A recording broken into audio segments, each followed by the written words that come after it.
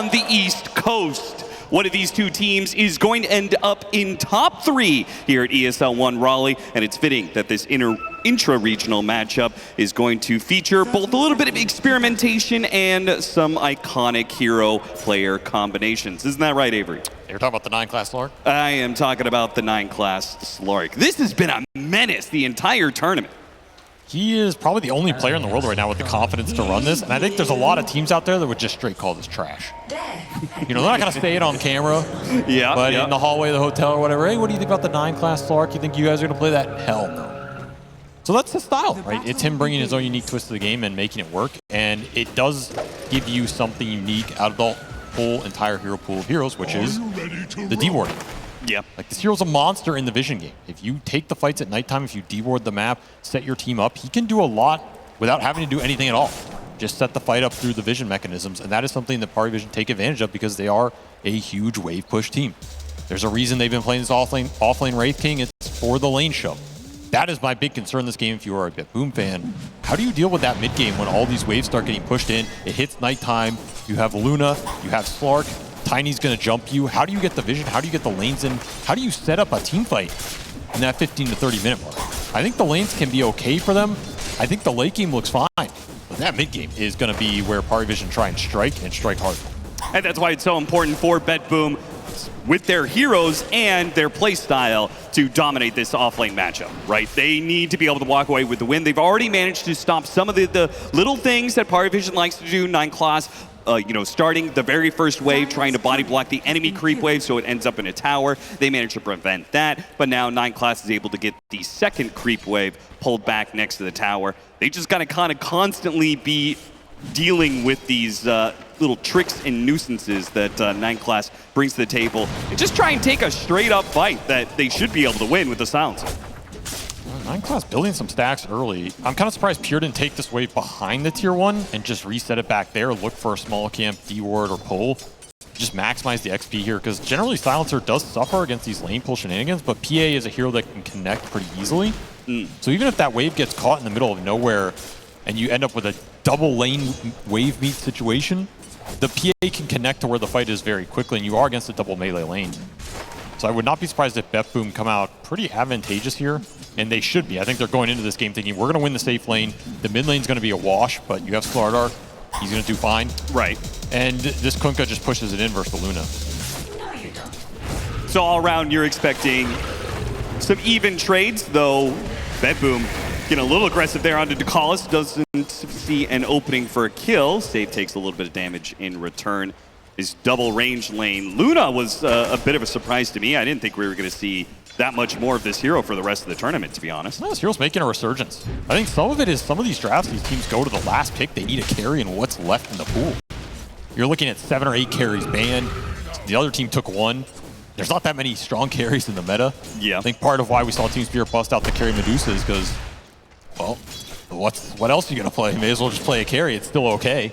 And Luna going to make a comeback here. Still have to respect the aura buffing up the damage, and you have to respect the ball with this hero. I think that's where the hero still shines. If you can 5-man with Luna, put some auras behind her, give her some frontliners, she will deal the DPS. And it gives you an Ancient farmer. If you look at this PARIVISION lineup, who else was clearing Ancient stacks in this game? Nobody. Nobody. BetBoom not feeling like they can contest the Lotus, so DM will have that extra bit of regen going his way on their off lane. At the same time, BetBoom did manage to get it from their off lane. A little bit of clash here on the DM. I mean, the damage certainly builds up with the Silencer, but he is now running low on resources, out of mana entirely, so no more of those glaives going to be thrown around to harass DM. This is the problem with the early glaives. You can get the harass, but if you don't get the kill, you just run out of mana. Yeah. And that Lotus steal for DM is huge on this lane, because they're getting stick charges off all these dagger throws as well. Double stick on this lane early for PARIVISION. They're trying to regen it back up. They are surviving this lane. It's not pretty, but they are surviving it. The bigger question mark for me is what is happening mid. GPK is just putting on a masterclass again in the CS battle. He is doubling up No One early here, 25-3 to the 12-1 on this Tiny. No One feeling the pain of this melee on melee matchup. GPK, ever since, like he was always known for his excellent laning skills as a mid laner, but since rejoining the BetBoom squad, I feel like he has hit another peak as a mid laner. He really has been taking it to the best mid laners in the world and very often coming out on top. He has been winning the matchups he's supposed to win by a larger margin. Yes. And making these even ones into his favor. And anytime that happens, it gives your team a huge advantage in the early game. Big punish game for sure as he continues to harry no one just can't bash after bash, man. He can't stand it, especially with the the no armor that Tiny is rocking. I think this is a very favorable lane for the Slardar mid. The early Blight Orb going into this Tiny without the armor in the river. Very tough for no one to trade against, but it is rare you see Tiny get out CS this hard on some of those early waves. Just the base damage on this hero is absurd. Yeah, he's almost doubling up on the CS and may see an opportunity for a kill soon if he keeps on bringing no one to about that half HP marker. So we will hit the nighttime here. Whip goes down. Decisive, that's going to be your first blood for the taking. Save, managed to pick that one up. And looks like a little bit of courier sniping for 9 class happening on the other side of the map at the same time. If I'm PARIVISION right now, I do not think I'm happy with this static lane setup. If anything, I maybe want to move the Slark top, look for the gank with the Luna. Very strong trialing hero, or try and bail out mid with a toss back, but this Slardar is dominating the lane so hard. I mean, are you willing to leave the Wraith King alone in lane, though? He's just going to get demolished by a PA silencer. This is the puzzle right now for PARIVISION. Do you try and break down this laning phase, or do you try and just weather the storm? Look for the Wisdom Shrine and then pick up the pace after that. As no one, he is getting hounded mid-save, looking for the rotation. The Corrosive Haze already online, where this Tiny, he's still waiting for his ult. Would love that bonus armor right now. Yeah, and he should be able to get it as long as he plays a little passive here. Maybe gets it off the kill on his Sage, who picks up the Invis Rune, still inside of the Sentry range, though, and will be brought down. Now he's got the level 6. Now, he is in Slardar's realm, though, in the water, but GPK opts not to chase him too much further. That's a big rotation out of Decisive. Like, that's huge for no one. He does not get pressured with all that minus armor. He gets to his ult, helps bounce it out a little bit, and just equalizes that XP difference. Feels like a small thing, but was pretty big for what was happening in this mid lane. Yeah. And you were right about 9 class making some moves. He does come to the mid lane as well, but he's not doing anything. Yeah, he's just blatantly showing himself, and that does kind of leave DM bed out in the cold and rain here as he is getting absolutely nothing in lane, but that's kind of PARIVISION's go-to move. Yeah, it's a sacrificial offlane. This is an offlane that's going to pay it off later. The Slark will pay it back eventually with the team fighting, the vision, the map presence, the shard save, and the Wraith King will eventually recover his farm by just pushing in the waves. Again, you're not too worried about where you are in this offlane. You just do not want to start to give up kills to the Phantom Assassin. Let her snowball out of control. Yeah, speed along that Battle Fury timing. Particularly dangerous with the Orb of Corrosion and level 5. Oh, boat already available top. Just throwing it into Satanic. Early pickup. Dagger's going to miss though, but they do manage to land the Torrent and tame the Beast, chaining the Disables a bit. Overlapping, but ultimately the damage wasn't going to be there anyway. Just a bit of harassment, I guess. 9 class trying to cut some waves, but we already see that Pure and Kataomi, they're not going to let Pure do anything for free. He barely gets out in time. That's very close. I was about to say, though, I'm a little surprised BetBoom didn't rotate Kataomi top to look for that bow kill on the Luna. Anytime you get that 6 burst on Kunkka, that's a dream. You're just going to bring both supports, launch the boat into the enemy carry. He's dead for sure. Do you feel like maybe BetBoom are just fixated on trying to punish that bottom lane as much as possible? They don't want to I almost lose. think so. Yeah. It's very tempting because you're versus double melee offlane. You feel like you're beating them the whole time. You feel like you're getting a really strong advantage for your PA. You're already level 5 on Silencer. It's kind of a 5-player's dream in some way. Yep. And you're like, why would I leave that, right? But I think the fact you had that boat opportunity top it to go to waste, it would not require much, right? It requires Kataomi being there, throwing in some nukes. You maybe convert on that kill, and you can go straight back bottom. The mana is a bit of an issue on this Silencer when you roam around like that. 9 class looking to get some real deep vision. Slips behind the tier 1 tower and gets a high ground ward to spot out when the Slardar goes back to farm some of these neutrals, or the PA does later on. But as it stands right now, BetBoom are not taking any steps backwards on the map. They are up 2,000 net worth off this laning phase. We'll see if they start pushing these waves in and pressuring these towers, because there's a couple of heroes jungling right now for PARIVISION. Both the Luna and the Wraith King retreating to the jungle. this leaves a lot of open lane space for BetBoom to take advantage of, or just some empty supports to gank, right? You see this Slark or this AA trying to take XP on the lanes. You push them off. Like this right here, I think a lot of teams would feel this is illegal, but 9 class, he's just going to gobble it up. No pressure going into him. Yeah, this is crazy that he gets this gigantic wave. This is so nice for him. The play is going in top. They do not want to let support sit on both side lanes here while Core's jungle. Yeah, sadly though, PARIVISION, they already kind of saw that this move could be coming their way. They planted a ward very early on. Decisive even letting BetBoom know, yeah, I'm aware you guys are back there. You're not going to catch me slipping. This was the haste room for the starter as well. 5 heroes top for this tower. PARIVISION already abandoning it. So we'll dodge that 5-man move. They get to get bottom in as a result. I was going to say that BetBoom, not like their cores are not the best at punishing PARIVISION backing off and hitting jungle because they're not very good at hitting objectives. But I guess if you bring 4 heroes to one lane, you could probably bring down a tower. Their lineup is a little slow at capitalizing on these things in the early game. But the fact they're having this strong in the early game is going to bode well for them going into that mid game, which is where I think the real challenge will lie. Yeah, and they'll get a lot more in the punish game as soon as they get that blink dagger on the Slardar, right? Because then they'll have the initiation to get behind some of these towers, find some of these heroes hitting the neutrals, and you've got the follow-up there because you got a Kunkka offlane. And this is a game where Pure can join the fights early. Sure. You're going to have a Battle Fury PA at a very strong timing, but because you have the Corrosive Haze, this is one of those really good enablers for the Phantom Assassin to join early fights. You have extra vision, you can see where the jump is, especially if no one goes in early with the Tiny. That's the majority of the threat on Pure in this game. The second Tiny jumps anybody, the PA should have a decently free fight, as long as you just don't run into Eclipse without BKB. And it's not like PARIVISION are without any rebuttal here. They do have their level 6 on Decisive, so now that they have one of their support ultimates, the more important one I would say, they're finally going to try and make a move of their own. So they're done trying to dance away from BetBoom, and they're actually going to confront their aggressors. The smoke up to the top lane. Did scan and hit on the triangle, just ignoring it, looking for anybody up here. Oh, fine save. Oh, nice little hop there. Save is going to get some distance. They will not be able to finish him off. That was a great use of those little tricks he's got in his bag.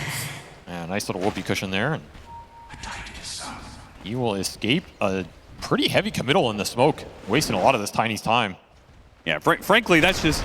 I mean, there's also a little bit of luck there of just the fact that he had whoopee cushion as opposed to the other two. I mean, even the strongman's tonic wouldn't have saved you from that much damage. See if BetBoom, yeah, they're going to make the move now. They have global available, they have boat. Pretty easy to just go on whoever's mid, and that Slardar Blink just arrived. Yeah, and he immediately jumps onto Noah. This is perfect timing if they can get the combo with the Kunkka, which they do. With that much damage and the pullback, they easily have that kill and can put a little damage on the mid tower right away. That's such a nice sequence for them. Instant blink, no ability to react to it if you're no one there. You get the big kill in the mid lane. You get another strongman tonic here. Another really early strong Carney classic for save. That's really nice in the next fight. On top of that shield rune for the Slardar, you have a lot of HP to work with here. That should enable you to dive towers. Again, you're looking to ramp up this pace with the advantage GPK opened up mid. You have the blink enabler while PARIVISION do not right now. Yeah. Take over as much of the map as you can. I think the one thing though is that PARIVISION, they do really punish when you commit heavily like that through the split push. And BetBoom just got to be able to make sure they don't give up too much on the side lanes. You know Satanic is farming very efficiently through the jungle. It's a Luna after all. And the Wraith King is always pushing in that bottom lane. So Miro does a good job protecting that safe lane tower, not giving it up to DM for free with the skeleton pushes. That'll slow down his Radiance timing. It's one of those games you wish you had Tinker if you're BetBoom. Oh, yeah. You could just put someone against this Wraith King the whole game and still be able to play. An interesting little poke here. Does manage to... I think he took that ancient big creep, but he has to use his ult to walk away. Just trying to get to the Luna Manta. So you can get the Luna Manta up plus the Wraith King Skellies. That's enough to stall out a lot of what's happening. Which might just prompt an early Roche here from BetBoom. You do have this Slardar PA. Pretty easy to just go in the pit, run it down if you don't think PARIVISION are contesting you on the map. What would you say to, so Miro's going to go for Pipe's second item, Blade Mount Pipe. Not terribly surprising, but what would you say to a Crimson Guard for him as a third item? You're looking at Luna and Wraith King. A lot of little, bits of damage there that are easily blocked out by a Crimson Guard. You hate that idea? Yeah, I do, Austin. That's a terrible idea. Fantastic. Thank you very much, Avery. No problem. I was almost considering if he should go greedy here because I think he's going to get a lot of farm in this game. Go Radiance of his own? Yeah. Like a mid-Kunkka build? I mean, maybe not Radiance, but it's pretty tempting because he's going to be big. He's going to get a lot of the lane farm priority because no one else wants to deal with these skeletons. So you got to turn that into something that can turn this game a lot in your favor. I think the pipe's completely fine here, but after that, I think something, you know, Shiva's could be interesting. Yeah. It's not a bad Shiva's Halberd build. game either. Halberd versus the Luna is really strong, even if you go into that late game. Crimson is okay, but I just don't see the impact of a lot of the ores in this meta right now if you can't push with them and force objectives. And I think in theory, BetBoom are going to be confident to do that with the BKB timing on the PA anyway. This two-man move missed last time. A rematch, and he found it perfectly in the jungle. Great read by no one. Seeing where the smoke broke and just having a good read of where exactly Save would be hiding to break the smoke at that distance. It feels like BetBoom are just getting sucked into PARIVISION's game right now. They had some early momentum, but it's just all it's turned into is Miro dealing with Skeleton's bottom. And they got that one blink play mid with the Slaughter, but that's kind of it. Okay, but it is a Phantom Assassin with a Battle Fury. You're really that sad about the game stalling out. It's a Phantom Assassin Battle Fury super early, but also he's going to have some great synergy later on. For sure. You've got a Slaughter. I mean, that's where I said I'm not worried about the early game or the late game for BetBoom. Nightglass is such a menace, man. This was just so unnecessary, but he's always able to get away for free, it seems like. He no longer has to bounce. Okay, he's not getting away for free this time around. All three cores of BetBoom show up to this bottom lane because they wanted the Tormentor anyway. So the Slark added on top of that, that's just a cherry on top, honestly. That is a shard PARIVISION would have really liked to get here between their two supports. Both very good shards. And a good read being able to know that he put some sort of vision down there as well. So finding the ward as well. That's also big, yeah. Any of the D wards here are going to be nice for BetBoom trying to fight against this Slark vision over the course of the game. And DD bottom river Radiant's top tower will be gobbled up by GPK. Nice to rune find as well. Now you have some serious early Roshan potential the next few minutes here, even if you win a fight. I will say the fact 9 class finished an entire Yules already on this Slark is pretty impressive. He found a decent amount of net worth here in a game where there's not much fighting. Miro runs up into his triangle and is immediately found out by Satanic and Decisive. He returns a lot of damage back on a PARIVISION. BetBoom, is there going to be any punish here? GPK is going to try.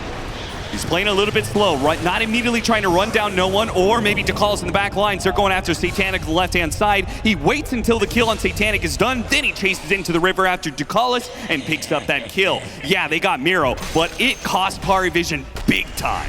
You have to just instant TP out of that play or completely bail in the same direction, sacrifice somebody else. That Luna was left in no man's land. And you are definitely not happy with that exchange if you are PARIVISION, because you're going to lose your mid tower for it. This is really looking like BetBoom's Roshan to take right now. Despite the lane pressure coming in from the Wraith King, if you can't just take the head-on fight, and if that BKB arrives for the PA as fast as it's arriving right now, it's going to be easy pickings.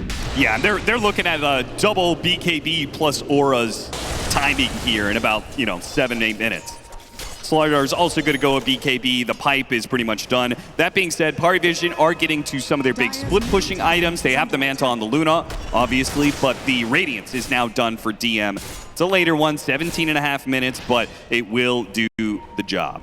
It's going to be a strong Radiance Blade Mail game for him. Not items the PA likes to deal with, especially when the BKB is down. He's going to be a strong frontline presence in that fight. And see if this prompts PARIVISION to group up a bit more or look for the fight instead of putting DM on lane duty. And they would love this mid-tier 1 for free. It's very low.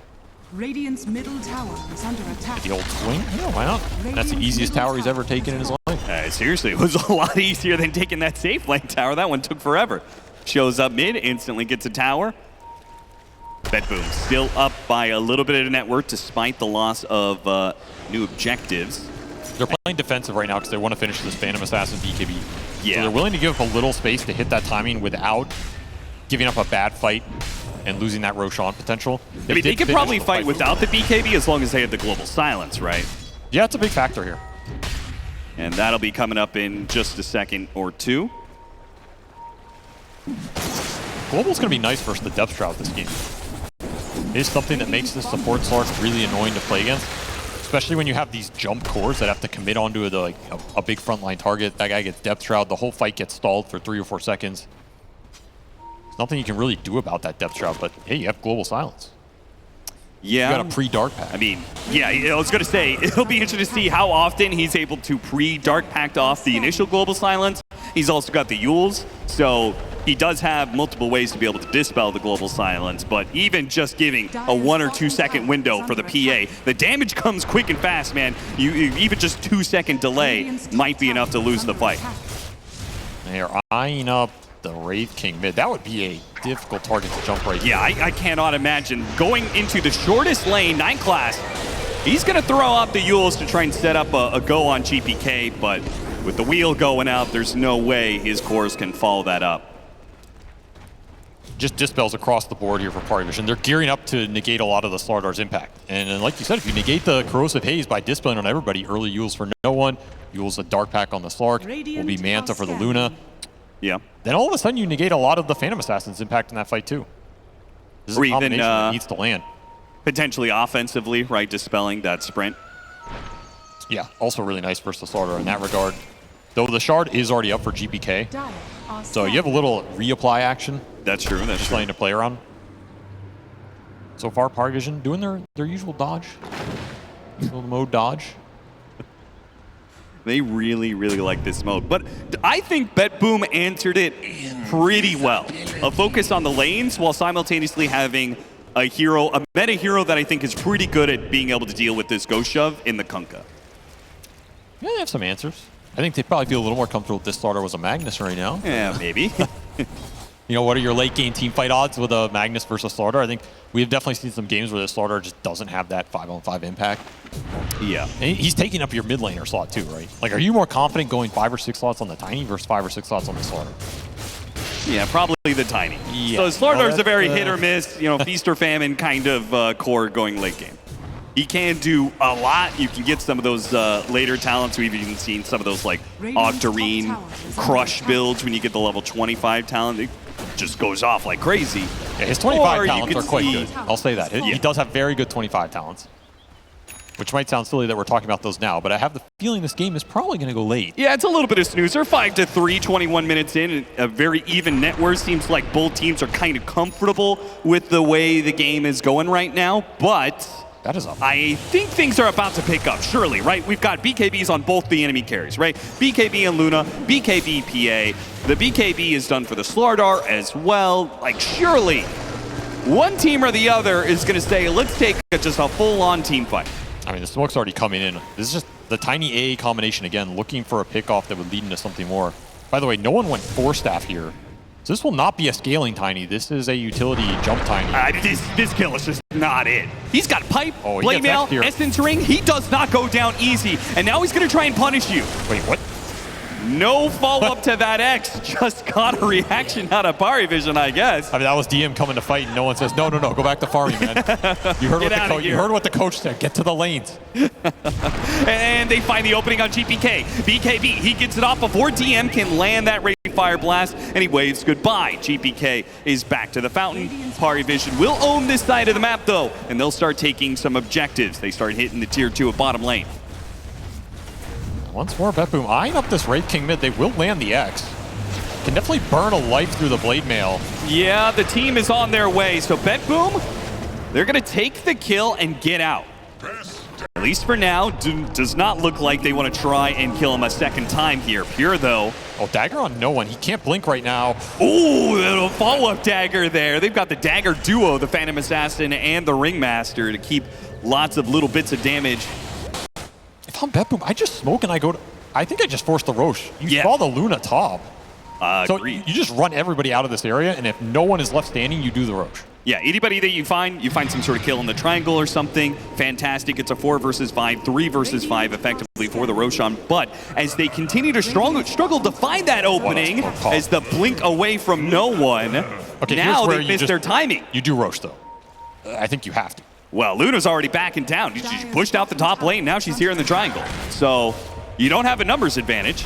Maybe you're worried about this AO, which is being thrown right now And onto it's the going to PA. be used to try and pop the PA, but half HP should be fine. Still, though, got a little something out of BetBoom. The global silence put to use. Did not have to use the BKB on Pure, though. This is an awkward situation. Do you have enough HP? They're bottling up Pure now, expecting the fight. Spotting 9 class, but already got off the Dark Pact. He's good for now. No one's going to jump in. After the Kunkka, tosses him into the Eclipse. Now the Blade Mail's going to return some of the damage, but Miro, he can't stand against it all. What a beautiful wheel, though, with the boat on top of it. It's just a beautiful combination. They do have 9 class with the save on Satanic. That's a beautiful setup, and Pure's not too happy about the situation. Satanic lives. No, GPK goes back in. Finish them off. Luna inside the river is now gone. No one with a desperate TP away will barely make it out. The 723 damage of the crit was not enough to finish off the tanky Tiny. Kataomi will chase after Ducalis for a little bit. The team might be able to collect on this kill, or maybe they'll say this is space to take Roshan. The fact the PA, the Slaughter survive, and you find an amp damage top, yeah, that is easy pickings on this Rosh. That's not the fight you want to lose if you're PARIVISION. And man, what a wheel of wonder from State. He just hit everybody perfectly in that close river area. He will come through, but it's too late here. Yes, you still have amp damage. Couldn't get inside the pit. Good for staff to get back to the high ground. Yeah, that's not a fight you want to take. PARIVISION getting a little anxious for that fight. They take the Kunkka bait. I mean, Miro did not have the Blade Mail or the pipe available when he got tossed in there. The Blade Mail came up as he was on less than a third HP. So that was actually incredibly good timing there on the toss back to look for that. And still, it still feels like fundamentally that's not the person you want to toss back, though. Probably not. I mean, you can toss him back, poke him, and kind of disengage at the same time. Try and bait maybe the global or some counterplay spells from BetBoom. Yeah. And then look for a second round. I think that kind of play on the Kunkka is okay, but yeah, just tossing him back, committing on him. They used Eclipse, they used the BKB on the Luna. If the PA and Slaughter are still surviving, then your Luna's going to be in some deep water. BetBoom doing a good job taking the objectives off cooldown here. They took the Tormentor really early. Remember, they got that kill on 9 class. Now they're going to take the second Tormentor right away. They got the first Roshan nice and early, which you've always said the first Roshan is kind of whatever, right? But it sets up the future Roshans. That's the important part. Yeah, you play these Slaughter lineups, these lineups that want to take multiple Roshans in a game, Ursa Warrior in that same category. Get it done early so you can start getting to the second and third where you can really ramp up the pressure. Very deep ward, lane ward in mid from PARIVISION. They were hoping for a pickoff. BetBoom not giving it to them. Kataomi farming the wave behind the tier 2 tower. I mean, this is where we will see just how strong PARIVISION's lane shove is, how strong their split push is. What I was trying to say with the itemization here on the Tiny is they've committed to just double carry between the Wraith King and the Luna. Like, DM is building straight carry items on this Wraith King. He's going to take a lot of farm. He's going to try and pay it back with some damage, but this Tiny is not going to scale. Okay. He's going to scale, spells-wise. I mean, he's the most broken hero in the history of the game. He will always do some crazy stuff, but he's not going to right-click hard. So in theory, you could be able to kite out some of these later fights easier than you would if all 3 cores were just completely hard scaling. PARIVISION say there's not enough farm on the map for everybody. I mean, you got a Slark in there as well. Yeah, that is true. That is actually their third core. It's not no one. No one's the 4 position in this place. We've already seen his comments about what he feels about the mid lane, what the role is like right now. Yeah, this is an item build that I feel like I saw on Jerax when he won his TI on support Tiny. So yeah, true. I don't know if no one's too happy about being forced in this situation, but his Slark's building Shadowblade, Austin. And I'm sure he'll pay it back. That's the catch. Catching BetBoom, 3 of them here in the top part of the map. They went through the gate, set this up, but GPK has already gone off his BKB and he's making a run for it. No one, he does have the speed perhaps to catch one of these heroes on the way out. Looks like it's probably going to be safe. He puts himself in the box, tries to get out, but he's been caught. He's going to die. And that's acceptable, I think, for BetBoom. With that kind of big move from PARIVISION, only netting a support kill, there's still plenty of time to reset and take a better fight around the Aegis on Pure. Still got 2 minutes left here. And you still have a lot of room to work with. Just a move that caught them off guard, I think. Again, you're not trying to get too many objectives with this first Aegis anyway. I think a head-on 5-on-5 is pretty difficult to get with how PARIVISION play the map. I mean, tick-tock, Avery. It's 28 minutes. You said the mid-game is the scary part for BetBoom. I feel like PARIVISION is running out of time. Am I crazy? I understand that the Wraith King is scaling, but come on, it's a Wraith King against a Phantom Assassin with a Slaughter backing him up. I mean, they do have 3 carries and a mid Tiny. I refuse to believe They do that have their AA. game plan is 9 class becoming a 3rd carry in this game. It might be. EE is just starting to farm. I think you can always win late game with Ancient Apparition, though. That's kind of the scary part. Ah, that's true. Like, yeah. it's really, you know, this Giga Chad PA carry is strong, but part of it is you can get a Satanic later, and AA, he eliminates some of your ability to just man up with Satanic in the fight if that blast ever lands on you.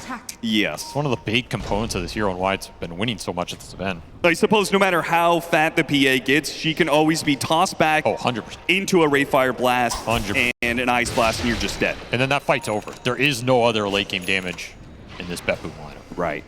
35 seconds left on the Aegis. BetBoom clearly want to make a move, but as is classic for many teams against PARIVISION, they will not find a hero to go on. PARIVISION are scuttled all around the map. They're on the sides of the map. They're pushing in the other lanes through their illusions, through their Wraith King skeletons. And Pure is going Satanic, however, he just lost his courier on the shop to the Slark. Oh, that's 9 class being awkward. incredibly annoying, so he's going to be missing out on a lot of that value here in the next few minutes. Making a jump onto a Shield Rune Tiny. Not advisable, GPK.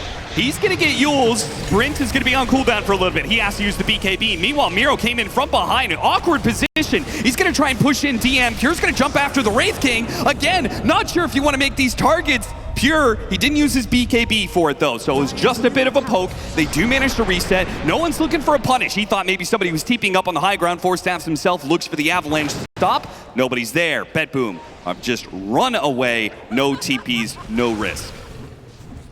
That was the tail end of their Aegis. They did not get a fight out of it. In fact, they gained almost nothing. 200 gold. Congratulations, BetBoom. A massive successful Aegis power play. A massive strategic win for them. I mean, in some ways, it's not that bad, because again, I do think that mid-game could have been more challenging for them in some ways. Dire are scanning. Well, this is going to be the toughest part, right? When you don't have that Aegis, PARIVISION, they're just going to be full-on aggression, I would imagine. Yeah, they have a really strong power point right now with this Butterfly on Satanic. Yeah, it's going to be a while until Pure can answer that, particularly considering the Satanic build.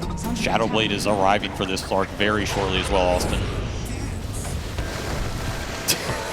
Why do you put that so dramatically?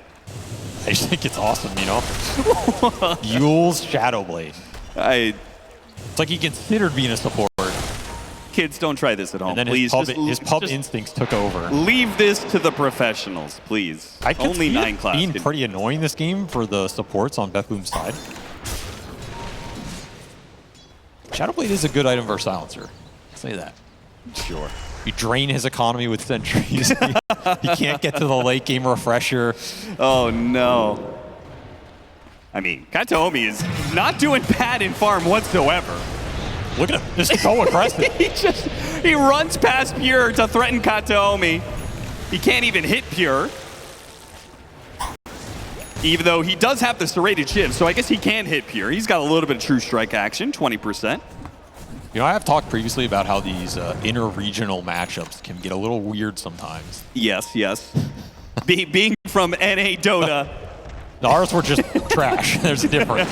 Okay. This game is, I think, in weird territory now. Like, this is an extremely defensive game from both teams. They just don't want to make a mistake. Oh, Pure, he knows that 9 class is here. His blur instantly dispelling. At some point, though, you are going to have to take a risk to win this game. Wait, who's going to have to take a risk? I'll let you decide. Okay. Anybody at this point. Somebody, please, take a risk. There's only so many waves you can kill with Manta Illusions before somebody starts to break. 9 class is going to run into a There's no detection. gem, surely. Where's the detection?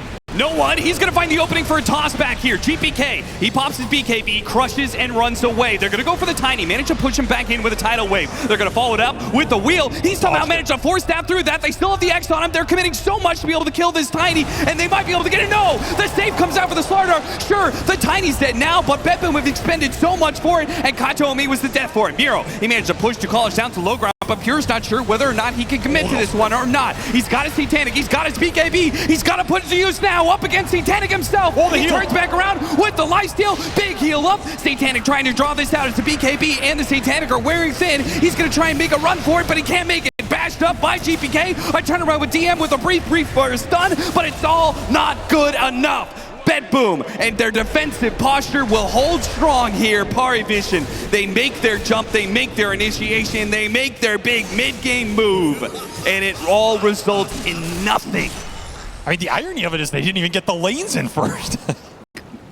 Their coach is going to have something to say after that fight. It's just a head-on 5-on-5, but the initiation's not clean enough, and your Wraith King spent that entire fight chasing supports. Dire are scanning. DM was just trying to kill Save for 30 seconds, chasing this Ringmaster around, getting Ringmastered around the river, and it ends up just being a numbers fight. The Slardart and the PA get on top of the Luna, and they have the overwhelming damage because that Wraith King's nowhere nearby. Did he ever Funhouse mirror No, it wasn't that. It was the not Wraith that Fire crazy. Blast? But, No, okay. I mean, this guy's got Glimmer Cape. He's got Escape Act. It takes a while to bring him down. Gale Guard on top of it. Save just wasted so much of his time. And ultimately, another big deal is that AA Blast does not land on the PA when the Satanic is, being activated. That's what gives you the second breath of life there if you're pure. That's why these small interactions for PARIVISION in the fight are really important, and why the first target you toss back, you need to make sure there's enough threat there so you force BetBoom to commit more than they had to, because Pure did not have to pop BKB. He did not have to pop Satanic in the first half of that fight, and that's a huge deal. He does not win the man fight against Luna later on if he has to use those early. Oh, got baited by an illusion. Didn't show himself, though. But I do think that PARIVISION kind of saw what was going on there. Are losing their Wisdom Shrine right now. 9 class. They do. As ever. Going Silver Edge. He's level 16 and he's going a Silver Edge. He can break some heroes here, I guess. Very expensive support item. I think this matchup is really fun because we've had high praise for both the 4 positions of PARIVISION. They just ran into Pure. They did, and once again, Pure is going to hit some illusions here. They're going to deal with the wards. The illusion's doing some work here. Dane the Beast pushing back. No one, he blinks in, but right after the whip came through, a stun goes out, but Pure, he dodges the Ice Blast, and now he can use the BKB if he wants to. He managed to run out of the cold feet. No, he actually does get stunned, but it doesn't matter. Satanic is outside of the range. Night Class trying to protect. Oh, nice use of the Ghoul Scepter and a blink away. No one gets the low ground, but he got hit. Save with a jump in from GPK. Oh, they just wipe him out. He is gone in an instant. He just flat out disappeared. GPK put the crush on him, and Satanic walloped him. 4 hits from the PA. That's all it takes. You are gone. No Dispel on that Corrosive Haze. You are out of the game, and that is a fight right around the pit. Instant efficiency here for BetBoom. He'll get another Aegis on the Pure, and this is an Aegis you can potentially use to end this game. You get another couple fights going for you. You get one near PARIVISION's base. None of that lane shove will make a damn difference here. Your throne just gets exposed. The jump was solid there for no one. But ultimately, the fact that AA Blast does not land on that PA makes you very wary to commit to that kind of fight. And the Ags on this Kunkka stalling you up on that stairway was diabolical. No one can run through this thing. It feels like twice now, PARIVISION, the setup for the fight is inherently bad. You said the first team fight, like, they actually didn't have the split push that they typically, that's kind of what their signature move is, split push enough that you have some sort of numbers advantage, and then they take that team fight. They didn't do that the first round, and then this second round, fighting into a funnel like that against a Kunkka just feels going wrong. Up the high ground too. It feels like they need to abuse their vision mechanics better. Like, you need to get some value out of this Slark. He is finding some vision, he's finding some openings, but that's where you have to look for that toss back, instant 4-staff out. Take the fight on your terms and not just bulldoze into them. Abuse the Manta illusions, abuse the skeletons, force BetBoom into awkward situations where they're unsure of who to commit on and if the lanes are good for them. Well, I'm not sure if I want to risk my third carry scouting out like that. True, yeah. Someone's gonna have to go in. Well, so far, it's been no one, time and time again. Unfortunately, his jump, it just seems like it's not enough setup for the Ice Blast. Well, it just doesn't do any damage on its own. Yeah. He doesn't have the Echo Saber, he doesn't have the Harpoon follow-up. Like, this Tiny's not a threat, he's just set up. And the other cores can't follow him up that fast.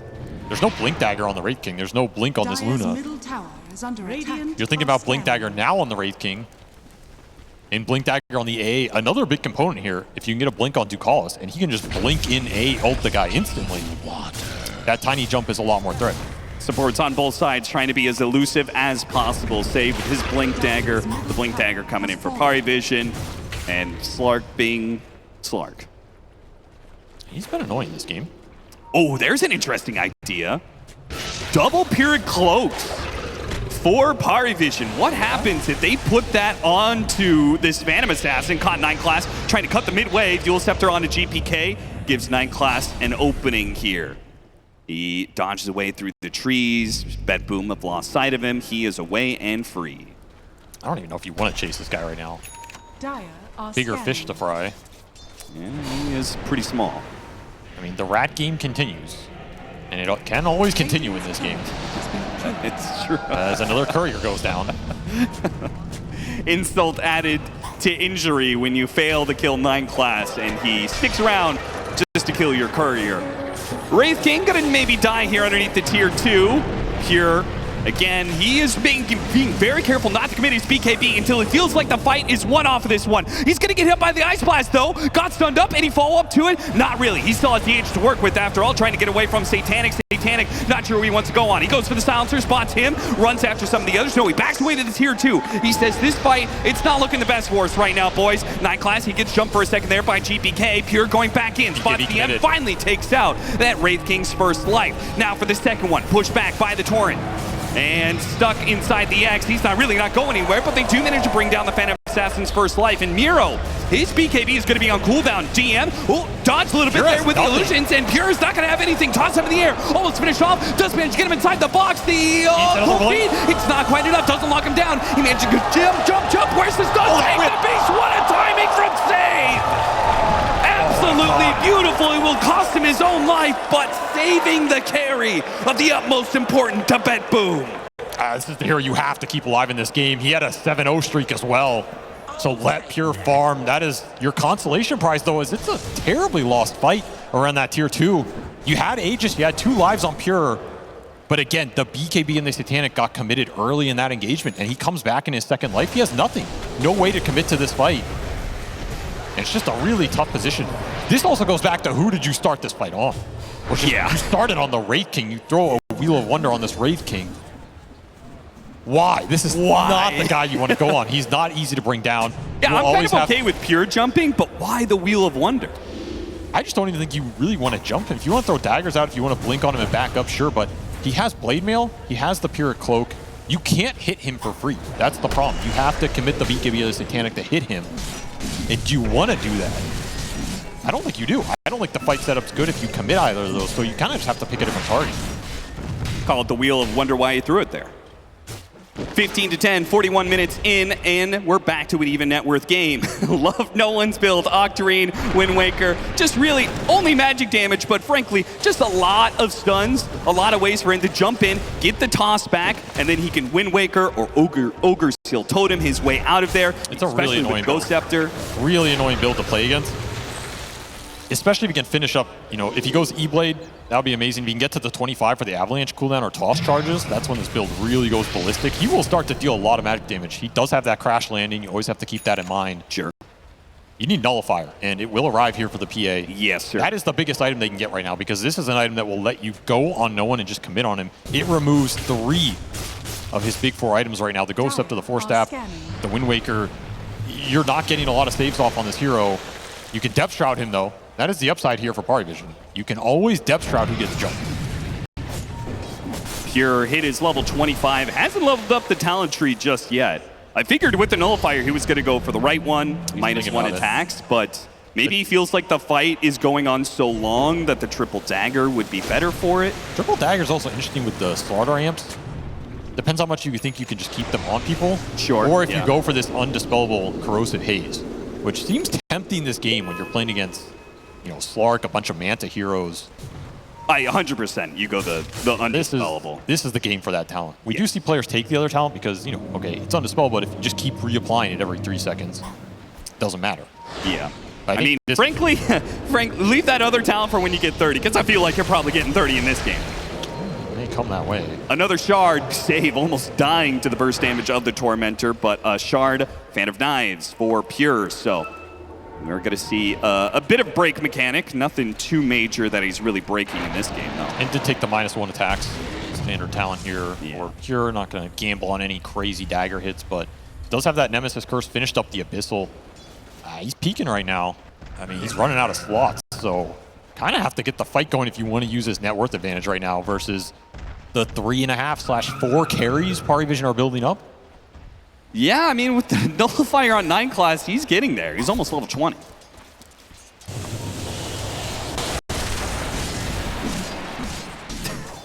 He is becoming a threat. This is really annoying for the backline of BetBoom. If you get jumped on by this Slark and you get nullified on either of these supports, what do you do in that situation? Are you just backing up completely from the fight and abandoning your cores? Are you just trying to persist through it? Yeah. Very obnoxious. I think what's annoying for me is the fact that the team who has played more defensively has walked away with the team fight win. Which I feel like is teaching these teams a lesson we don't want to teach them, which is just at no cost you ever start the fight yourself. I mean, I will point you to, what was it, 2016, 2017 era Team Secret, which sat on their hill for every game until you ran into them and then they won. That was their special technique. Sometimes sit on a high works, ground. Man. Sometimes it works. It was amazing how far ahead they were of other teams by that one simple trick. Meta defining. Spirit did, they adopted some of that. They said, why don't we just always fight around high ground vision? Yeah, but the thing about Spirit is they always fall like 30K behind, so then it's exciting when they get the defensive fight come back. When you're defending your map from a head position, it's not as exciting. There's a little bit of a difference. That was the part. Team Secret, they would just take over the map, and then they would sit on your triangle, just wait for you. Like, they got to come up here someday. I mean, the items are rolling in. There's going to be a fight very soon here. You have Blink on the Wraith King. They're going to put DM in first because they know this is not a target you want to go in with that Blade Mill here. Cloak and BKB done for no one, so he can also commit into the fight. Blink done for the AA as well. A lot of these items that we were mentioning in terms of bringing that team fight jump together are online for PARIVISION right now. I can't believe Save shows himself there. He blinked away before no one can get the initiation. He has to Wind Waker back. The Global Sound's going to be put to use as DM. He jumps in. Oh, they found the spark. BetBoom, No fire. they do manage to get him. The gem is going to be dropped down on the ground, and DM is finding himself a bit kited right now. No one's going to go back in, hits an avalanche onto 3. That's pretty nice. Has to go Scepter, though. The threat of GPK is too much to handle, and DM falls the first time around. Still holding on to that Ice Blast, the Wheel of Wonder, separating the rest of the team from DM so they can all in on the Wraith King with no interference from that pesky no one Tiny. Didn't even have to commit the Phantom Assassin there. Just died to all the spell damage and the Kunkka Slaughter hitting him. PARIVISION, no answer in sight. They just bail on that fight. Losing their 4 position and their off-laner wasn't the worst loss for PARIVISION, but it is enough for BetBoom to feel very comfortable about controlling the middle part of the map, which leads to a 3rd Roshan for them, perhaps. It just needs to spawn a little faster. They're looking for the Ags on save as well. Double escape actor would be nice. You do have to remember the Nullifier will instant dispel these, but having 2 is a huge deal in this game. Hex on the Kunkka also a huge deal. You can throw that Hex on the Tiny when he blinks in before BKB. Could be massive. And an amp damage for Pure. This is massive. You're looking towards this next Roche. If it is a late spawn, we're just a second away or 2. I think the Wraith King timer's too long here, no matter what. Yeah. 40 seconds left, and he still would not have reincarnation for a little bit as well. So. I think this game might get to a point where PARIVISION have to commit everybody in the same jump, and that means Swift Blink for the Luna. Just blink everybody in and go with the stuns and claim whoever you can and just have faith it's enough in the fight, because I think you're going to get kited out. And at some point, this PA Slaughter will find somebody. And the second they find somebody and make it a 5-on-4, that team fight looks really difficult. Might just be able to find 9 class here. Dark Pack going off into the trees, and he does a really good, nice use of that Eul's time and time again against the GPK Slaughter, offensively using it against him and allowing a disengage. PARIVISION back to their old ways. A little bit of rat split pushing. All right, level 25 though, Austin. Level 25 available for GPK. He does take the Undispellable Haze. This is a massive talent in this game. Absolutely huge versus what PARIVISION want to do, because now it makes it way harder to initiate, not find a target, and get out of that exchange. You're going to get hunted. These daggers are going to be coming nonstop. The X marks are going to be coming nonstop. The vision is just huge here. He shows up to a fight, you lose 25 armor against a Phantom Assassin. That is spooky. Yeah, that is a lot. Also, if you just randomly land this crush on the Slark, huge. That is true, actually. You just nullify him, he's dead. There's nothing he can do. You have to get the ult of the Dark Pact off. Might not have time to click it as Pure eyeing up Divine Rapier as well. See if he gets another courier. That would be very good for the crowd. He's been reading a lot of the movements from BetBoom. Is he going to be able to see this move? Mass TPs to the other side of the map. He breaks the smoke on Nakatomi, but it might come, the information might come a little bit too late for Satanic.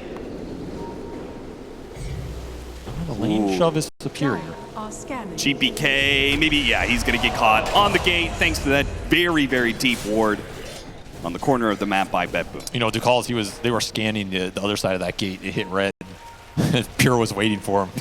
So he didn't really have a good choice there, you know. Hey, on that side, die to Slardar, go through the gate, get one shot by Phantom Assassin. Feel like trapped like a rat is a fitting phrase for that. They're looking bottom. I mean, this is a time where with this Aegis, you just jump anything, I think. Should not be afraid of making aggressive plays right now. Which is why PARIVISION are not showing anything. Noble Hero is showing on a wave ever. It's only illusions. It's almost a half second of Tiny throwing a bunch of spells. It's only skeletons. They know any hero that shows on the map, if it gets jumped by GPK or Pure, their life is probably forfeit. There's a lot of gold on the side of PARIVISION as well. They're holding, what, a combined almost 15,000 gold between the three cores? Some of that's saving buybacks, but some of it is just money in the bank doing nothing. Save with his Aghanim Scepter, his Blink Dagger, Aether Lens, he's got a lot of good ways to be able to use this escape act, and that's going to be the dangerous part because PARIVISION, they have to all in a hero when it shows, when they choose to go for it, and DM with his Blade Mail is already going to lose his first life, but it looks like Pure, that's going to be the Aegis. PARIVISION setting up on the next one. Wheel of Wonder is going to be put to use, though. That's going to allow Pure an opening here. He's going to pop his BKB and all-in commit. No one, he's out of this fight. That was so fast. The Tiny is absolutely nothing to this Phantom Assassin, especially with this kind of build. The tidal wave not quite catching the Luna. Miro trying to get tricky with it, trying to pull that Luna out of the base. I mean, somewhere Ice Frog is smiling right now with the armor nerfs to this hero. That is true. I did my job. I think you would maybe disagree with them on that, but maybe we're going to watch a Tiny lose for once. Those one armor patch nerfs. Never underestimate. Level 20 on the silencer, AoE on the last word. Save win for the Tame the Beast damage, which I almost wonder is more of a farming mechanism for him, given that this is a 51-minute game. You drop the banner here, and Refresher arrives from Pure, so that's what's giving him the confidence to go for this right now. You have another BKB up your sleeve. Got the X onto the Luna. DM feels like he has to respond, but they jump onto Luna. Nullifier's going to be committed. They got the Ice Blast. That stuns up Pure. Pure in a bit of trouble now. Has to jump away just instantly. BKB, TP out, and they actually have nothing to stop that. They need an Abyssal on the Slark, Austin. They really do. Night Class, where's your Abyssal, man? They're just instantly... I mean, they get the Tiny buyback. They made the call. That's what they want there. Instantly out. Refresher committed for Pure. Does have that second BKB to get him out of trouble. And now we likely wait for that cooldown. You might not like that, but I think it is the correct play. As you gear up for the next Roshan 3 minutes. Did you use the Refresher shard? You did. Is an Eastern European derby going to come down to who can perform the Nightfall better? I hope not. Because that's what BetBoom... I really hope not. BetBoom, they obviously have a huge advantage. PARIVISION, they don't have anything to be able to stop this for quite some time. BKB, TP out. If you ever get hit by that Ice Blast, that's Pure's escape plan. It's a nice illusion rune for this Luna. Really good hero to get this on. Not that they need more Go Shove on this map, but... And that Go Shove is pushed in both mid and bottom wave, and PARIVISION, Katomi, he sees the ward, he deals with it, and 4 stabs away. I can't believe he manned up to take that ward out. Does have buyback available? I guess so, yeah. Honestly, he's probably thinking, you know what, if no one jumps me, my team's going to get him. Like, I have confidence that they're going to stun him or get him on the 4-step out, whereas I have buyback anyway, and he does not. That's a very risky play for the Tiny to go for. Yeah, that is true.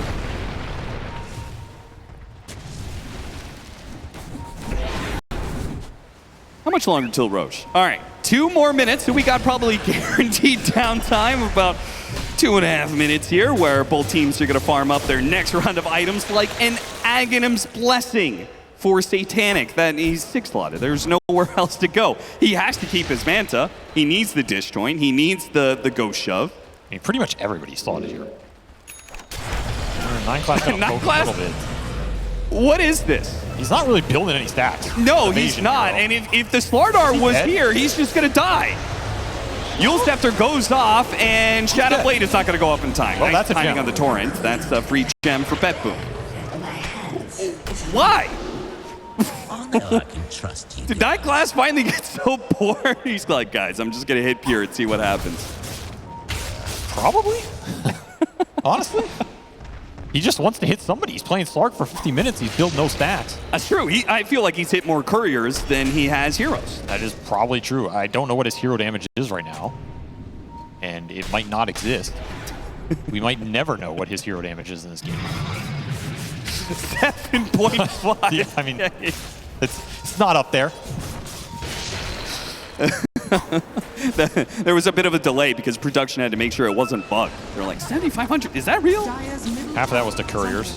BetBoom up to the high ground. They're going to go all in on the PA. They hit the Ray Fire Blast, but there's the escape back from Save, giving Pure an out here. Pops the BKB, and he managed to blink strike himself away. PARIVISION, do they really want to chase this one? They're going to try. GPK gets hit up by a stun, follow-up avalanche there for a second. Tame the Beast, pushing back some of these heroes of PARIVISION away from their mark, which was GPK. Pure. Now Pure, he tried jumping, got hit again by the Ice Blast. In trouble, BKB activated a little bit of damage. He would finally die. They escape back. Is it really going to save him? No, he finally goes down, but what a torrent! Miro comes in hot with a big boom of a torrent that hits on 3, takes 2 out permanently, and now the rest of the fight may be won without Pure as he finally comes in and finish off that Wraith King on his second life. He buys back, gets the Wraith King down on the reincarnation. It's up to Satanic. He's going to have to pull this off because DM is certainly not going to be a help. He's going to be hunted down by Pure. It's all up to the kid. 1 versus 5. Oh, 3 heroes right now, but a 4th and a 5th coming in soon. It is all over. He calls it before he hits the deck.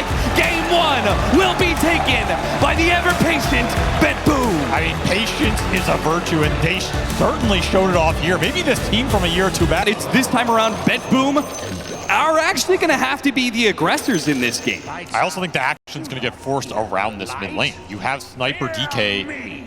Somebody is going to try and kill the other player. Someone's going to want the ganks, and if you're GPK, you want to kill the sniper so you can push the tower. So I think this game should be a lot faster than that game 1. It could also go as late as that game 1, and if it does, the other factor to consider is the high ground defense from this PARIVISION lineup. It's disgusting, dude, how do you ever push into Sniper, Tinker, Jakiro, Enigma with a tiny toss back?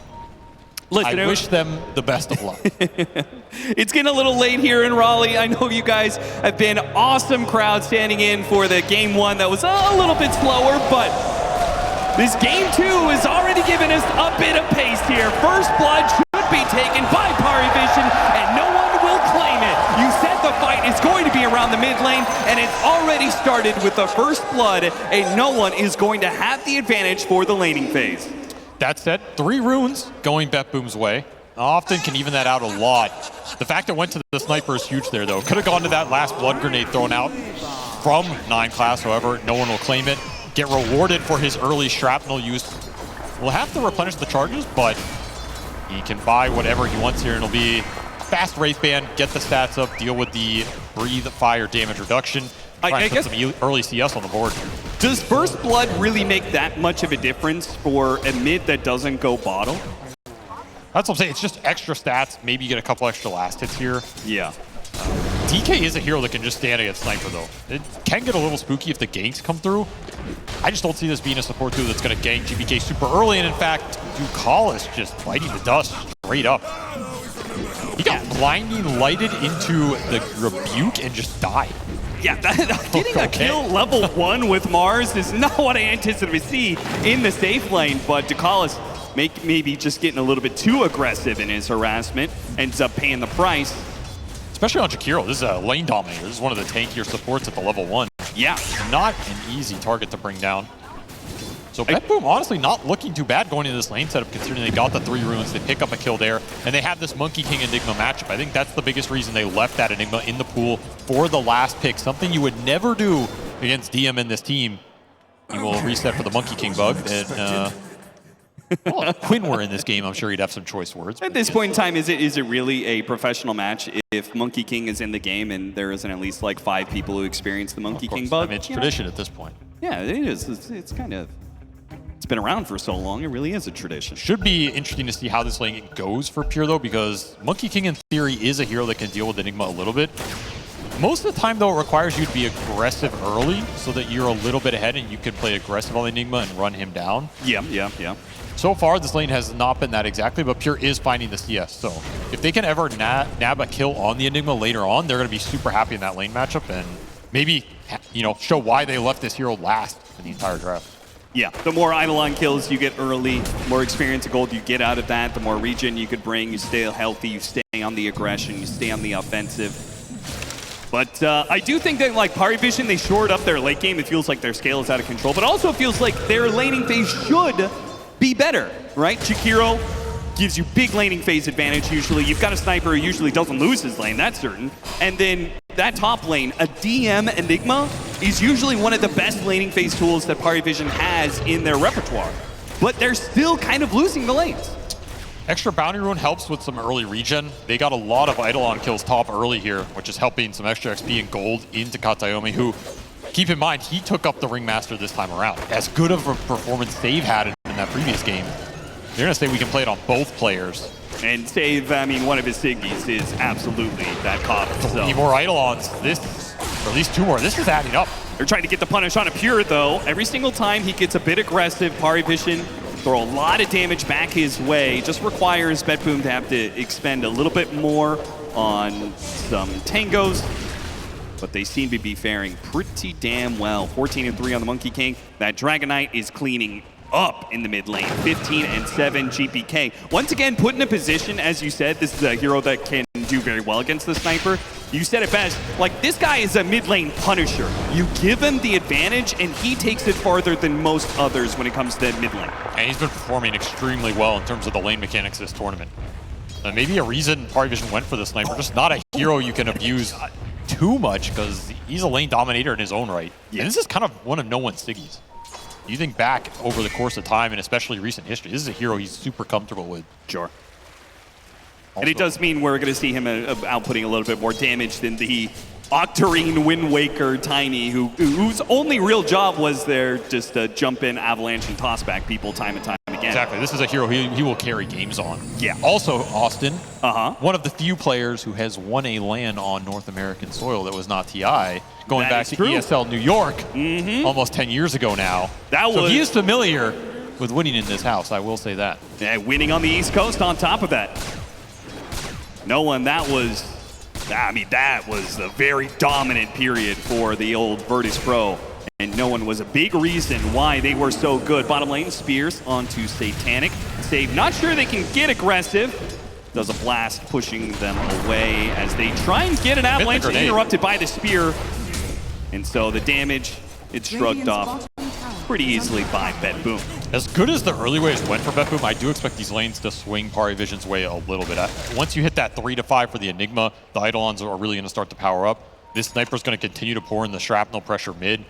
He's not going to get abused too heavily, and we're starting to see this Jakiro take over bottom lane. He's just out DPSing the Coddle. He's not offering a lot of defense here for Miro. Miro's you're surrounded by damage. But are you thriving, Austin? Is he thriving in this lane?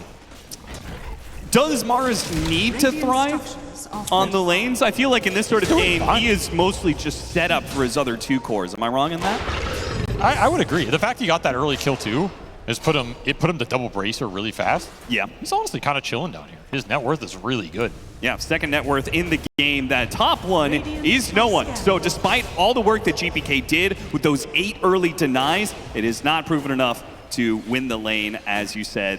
The later laning phase is going to swing towards PARIVISION's favor. The only thing that's still kind of lacking is the Enigma.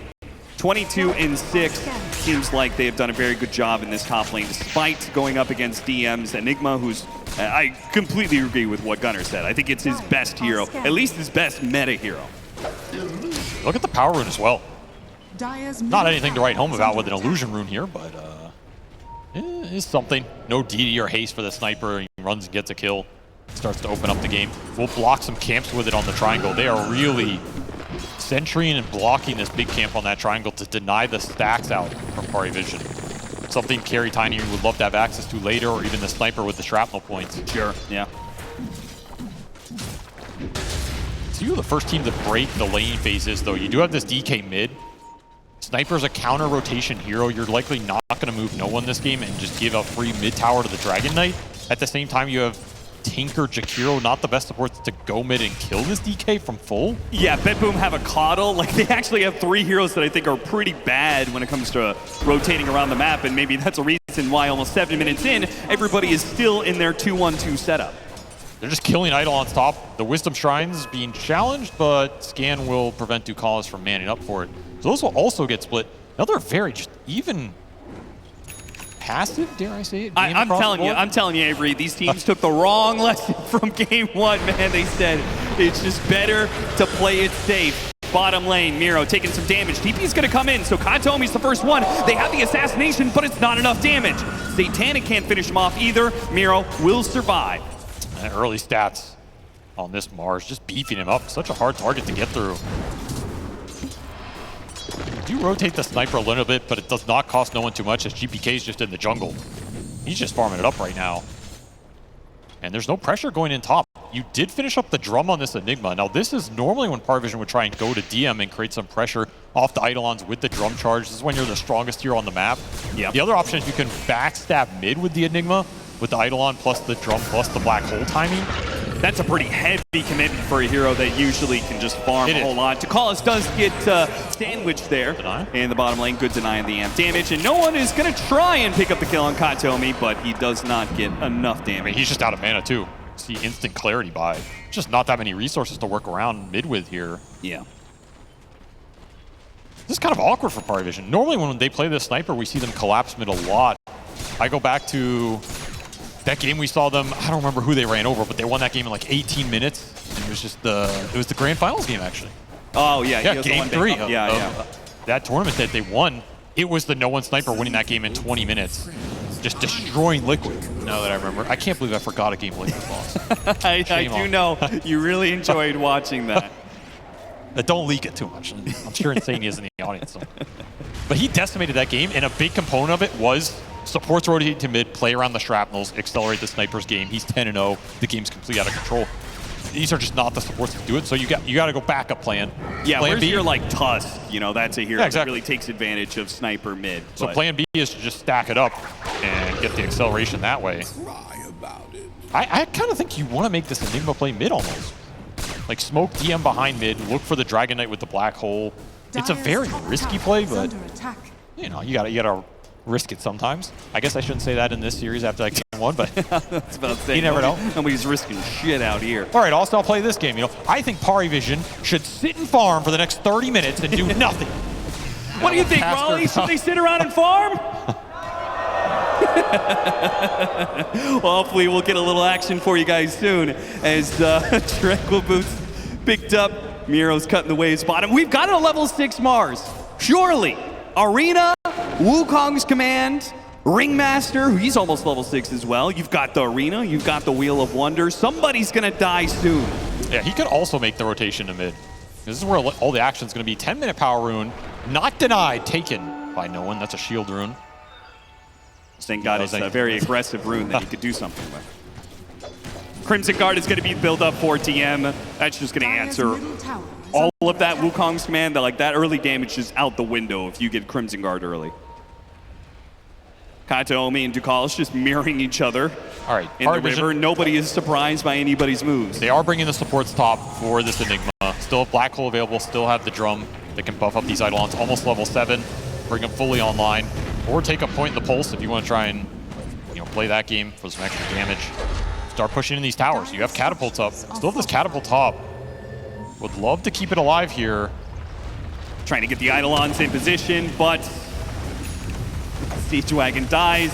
And what I assumed was PARIVISION were probably going to back up off of that, but they stick around a little while. And they'll feed away some Eidolons. They brought Satanic. He got scouted on the ward, however. Yeah, and Pure, he's going to start backing away before he's caught by the Avalanche combination. BetBoom.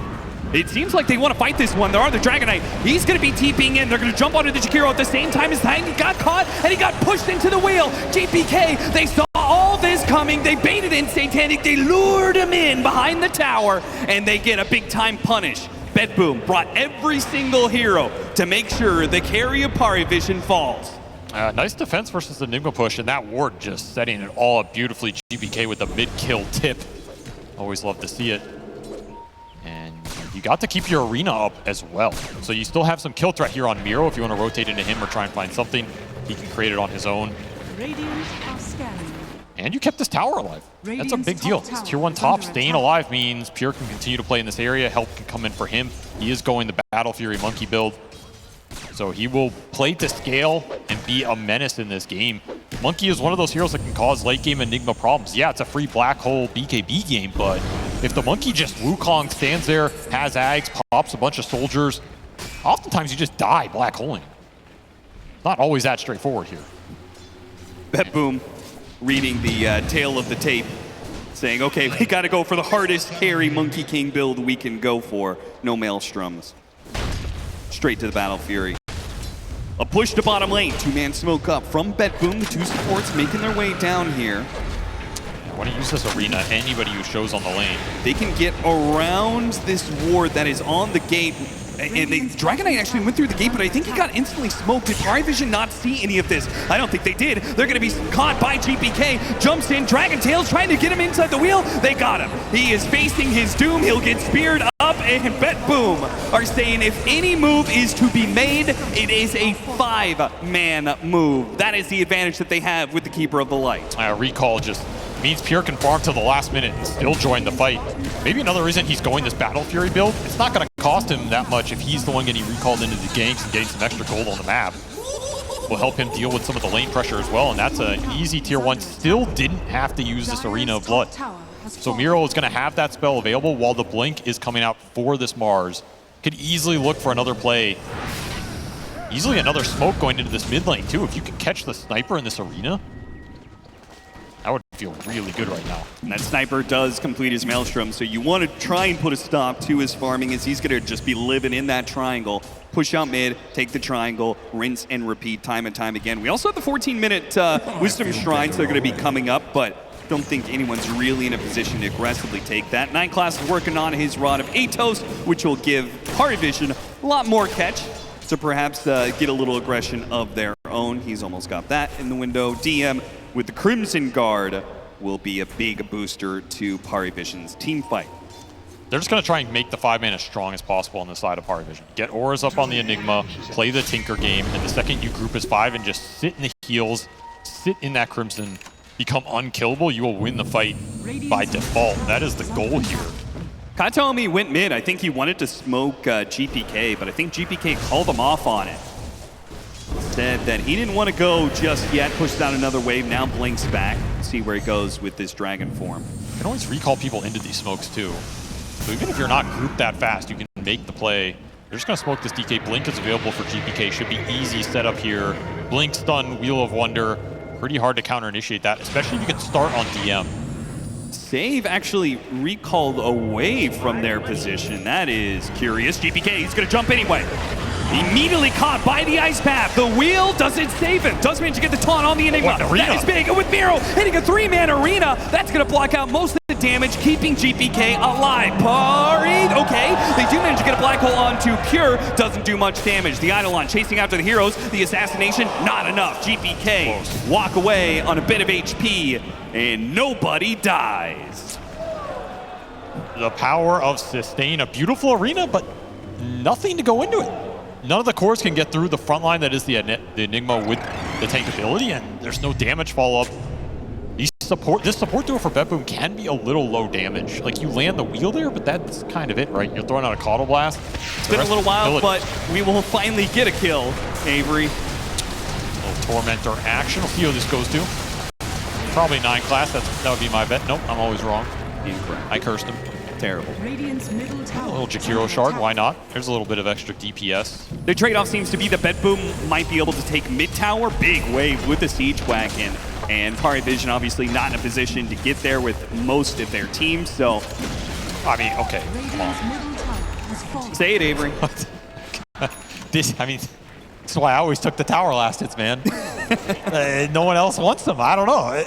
It's ridiculous. It's our professional players. Making 6-figure salaries out here, playing $1 million tournaments. You got to get those last hits on those towers. It's gonna make me unretire at this rate, I'll tell you that much. Oh man, and a Dota saved Avery Silverman back to playing. I doubt that.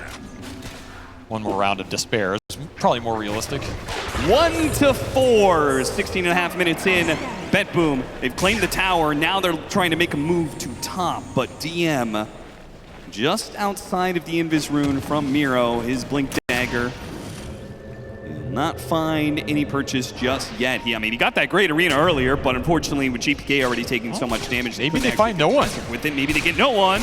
Ducalis inside of the arena as well. This is a great setup. Here comes that wheel. Oh yeah, he's no done. one. He's already. How is he not taunted wait, by what? it? That's insane. Okay. Well, Oh, either way, it didn't matter. Is that a blood sport interaction? Oh. You can't.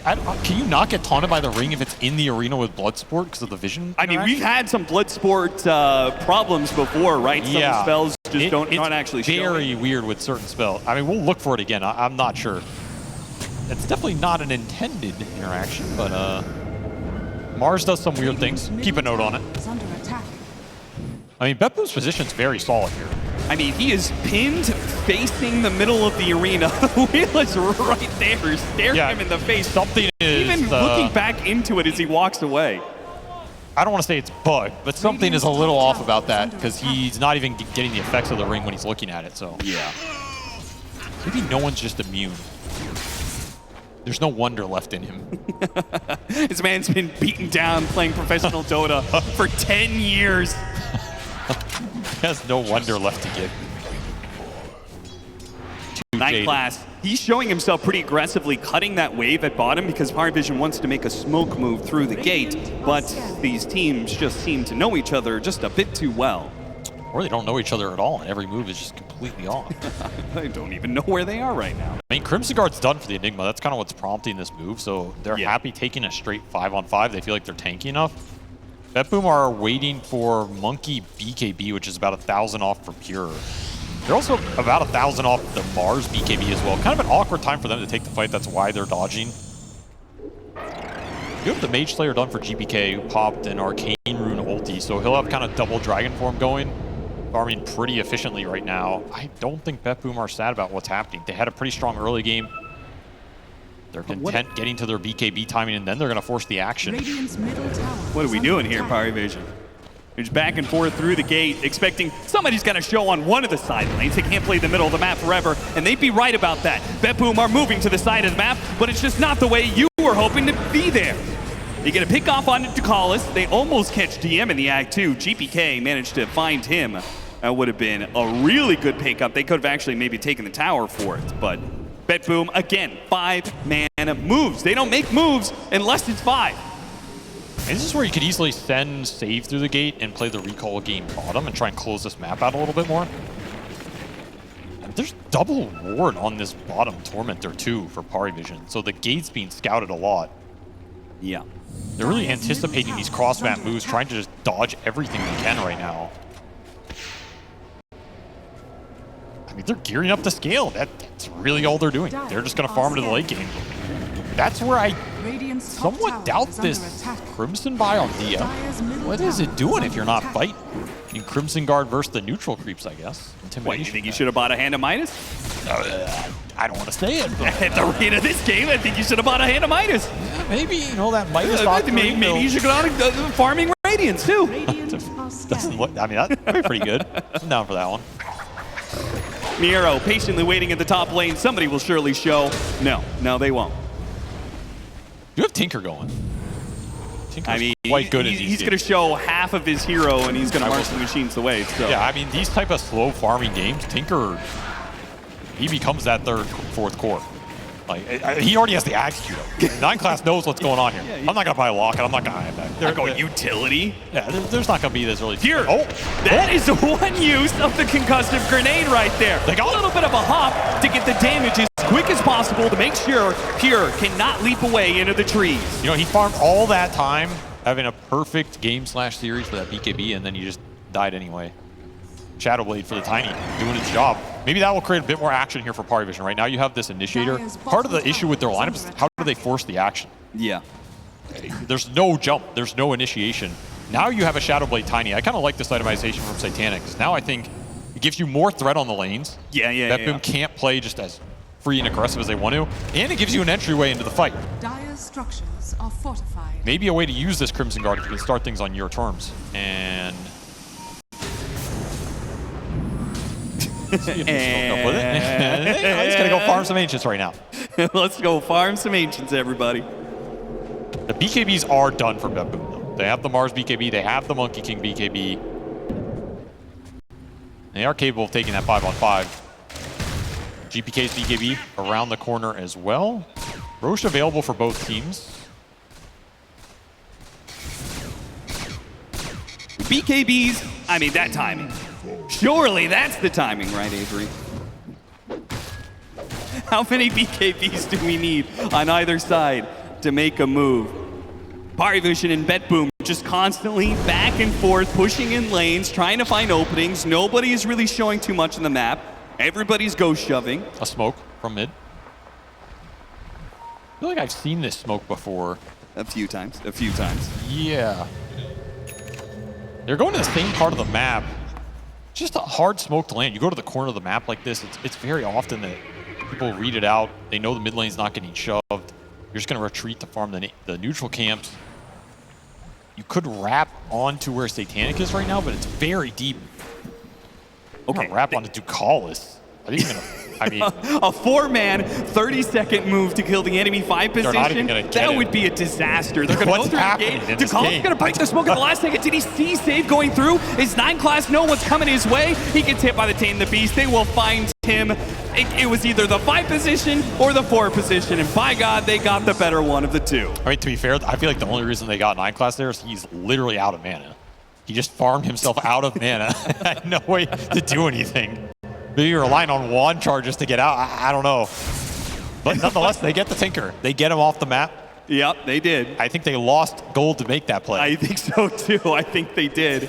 Yeah, they did. They lost about 700 gold to make that play. They should have kept farming. But it sent a message, you know? It did send a message. I think the wrong message, perhaps, to PARIVISION. PARIVISION was like, that was great, man. We got to farm on a lot of heroes. The setup right now, DM, he's taking that mid wave through the Eidolons, so they don't actually have to show a hero close to this mid-tier 1 tower, which is still up, by the way. BetBoom, they managed to take the off-lane tower, so they have the advantages when it comes to the outer towers. They can get more control of the map if they can just get the waves pushed in. But PARIVISION, I mean, that's their best asset as a team. Very good at ratting and dodging. And now they're starting to close in on this Enigma BKB. So their BKBs are going to come online, whereas BetBoom, they have 3 of them available right now and nothing to do with it. They can't really find a way to start the fight. Very difficult to get the lanes in against the shove here from the Enigma, the Tinker on the side lanes. Their catch is pretty limited. If anything, they have to play extremely aggressive with the Keeper of the Light recall.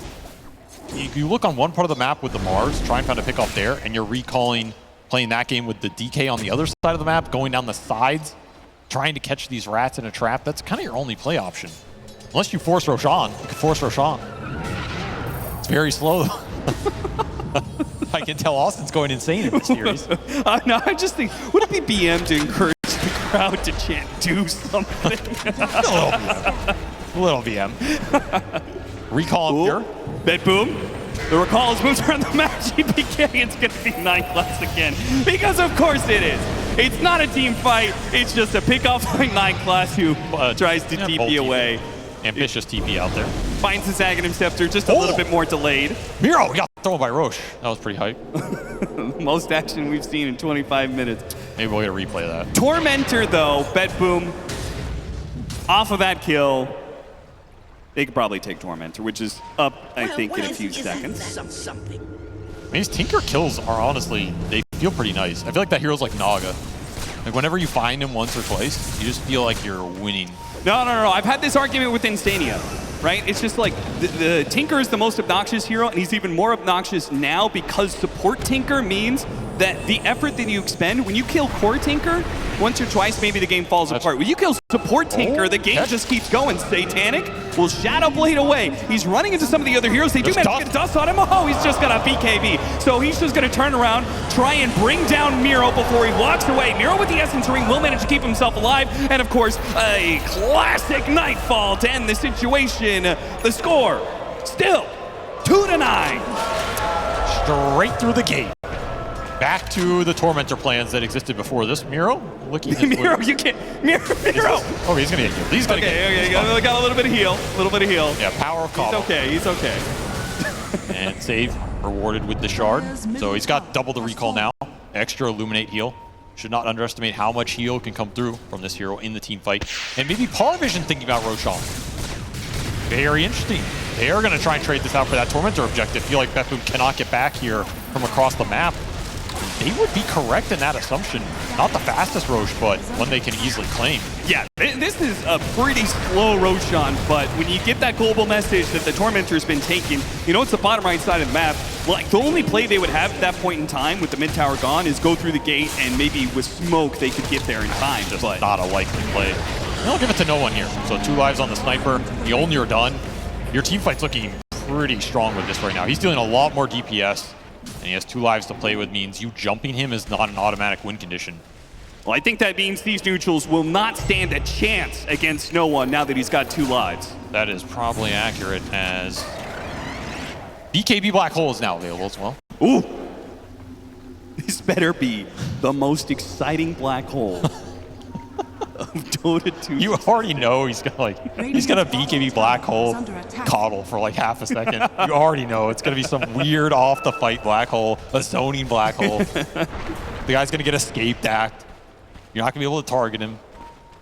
And BetBoom, they see the Aegis taken. What do?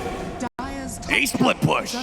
You gotta rat him back. I mean, you gotta get to the Coddle Exhaust. Yeah, of course. Trying to get to a butterfly on Pure. That's an early nullifier though. That's kind of interesting. That is pretty interesting. Just rushing in.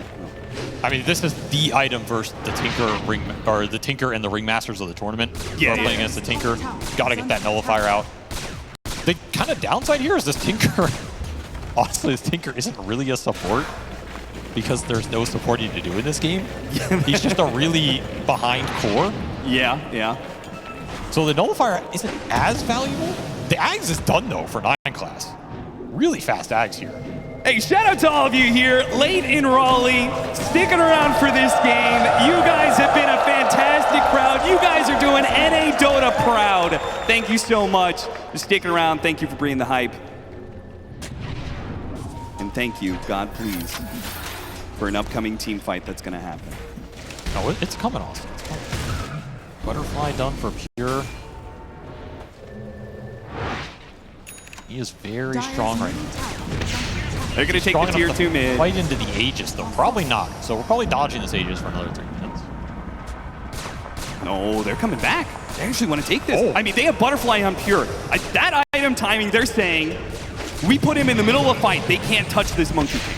This is a lot of confidence right now. This is a bold move for a team. It didn't make too many moves for 20 minutes. To have this be the moment, going into an Aegis. And they decide, oh, you're right, guys, that's not a good idea. They also just don't have smokes. This play is just not that easy. Back to farming here.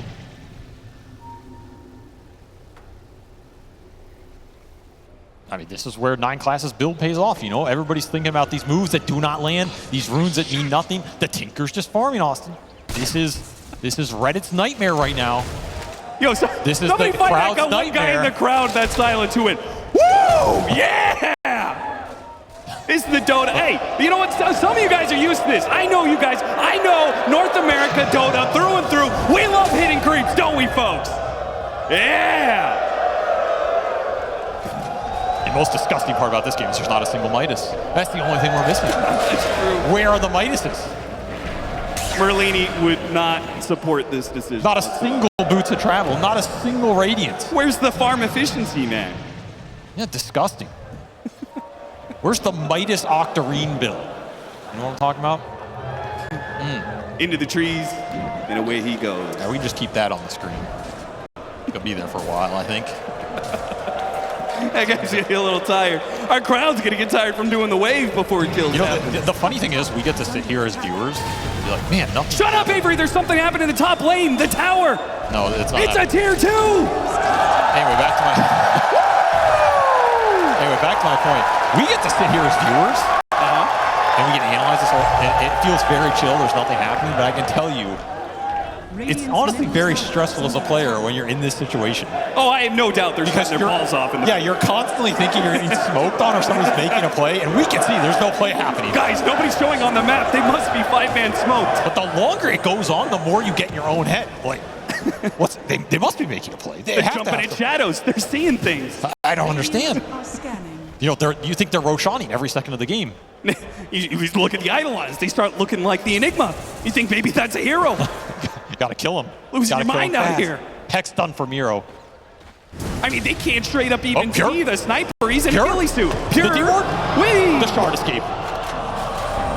He gets out. Still waiting for this Coddle Axe. Amp damage in the bottom river. Gobbled up by Satanic. Pure. He doesn't know. He doesn't know. Pure, what have you done? Locked into an amp damage. Ambushed by Satanic. And with an E-plane and amp damage, he goes to work. A third kill for PARIVISION at 30 minutes. All that farming for what? To get baited by a rune. Why are you taking the rune? Listen, we should PARIVISION. Why is he taking the rune? He didn't want to ruin this entire series.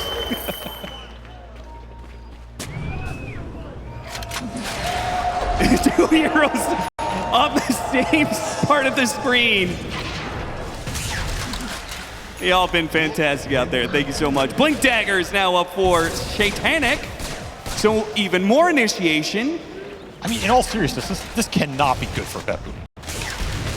We said at the start, like, they have to be Cannot aggressive. good. They're just getting out-farmed, and the fourth core and the Tinker is eventually going to come online. Again, how do you ever end this game if you're BetBoom at this point? Can you ever go high ground without double wiping them through buybacks? At this point in time, if PARIVISION wins this game too, Avery, what kind of horrific monstrosity is the Game 3 draft going to look like? I don't want to think about it. We're going to have an anti-mage 5 position. Let's not get ahead of ourselves. I'm sure the Midases will come out. I'm sure the Midases will make an appearance. But let's not get ahead of ourselves. Still a long way to go in this game too. We got another 30 minutes, boys and girls. Drink up. Somebody give me a drink, man. I want what that guy's having. Even the Kobold's not drinking, dude. He ran out of beer. He ran out of beer 10 minutes ago. The goblet's empty. BetBoom. There he goes. At least somebody's enjoying themselves, you know? He's having a good one. I have good news for you, though, Austin. I have very good news. Yeah? You hit me with the good news. The Axe is done for the Keeper of the Light. That is the green light. What does that even mean? Is under attack. I'm going to be honest. I don't think any item timing means anything in these games. That's all I'm learning. We're in some sort of twilight zone of a game where item timings don't matter. Bottom tower is under attack. And what does matter? Next, Roshana, yes? Wait, Miro has a scythe device. All right, let me just No, double he's check. had that for a while. I've lost my mind, so I need to go over items here. Yes, a pause. There you go. You asked for it. You asked for a brief opportunity to go through the items, Austin, and you got it. There you go. Have a nice little gander at the items.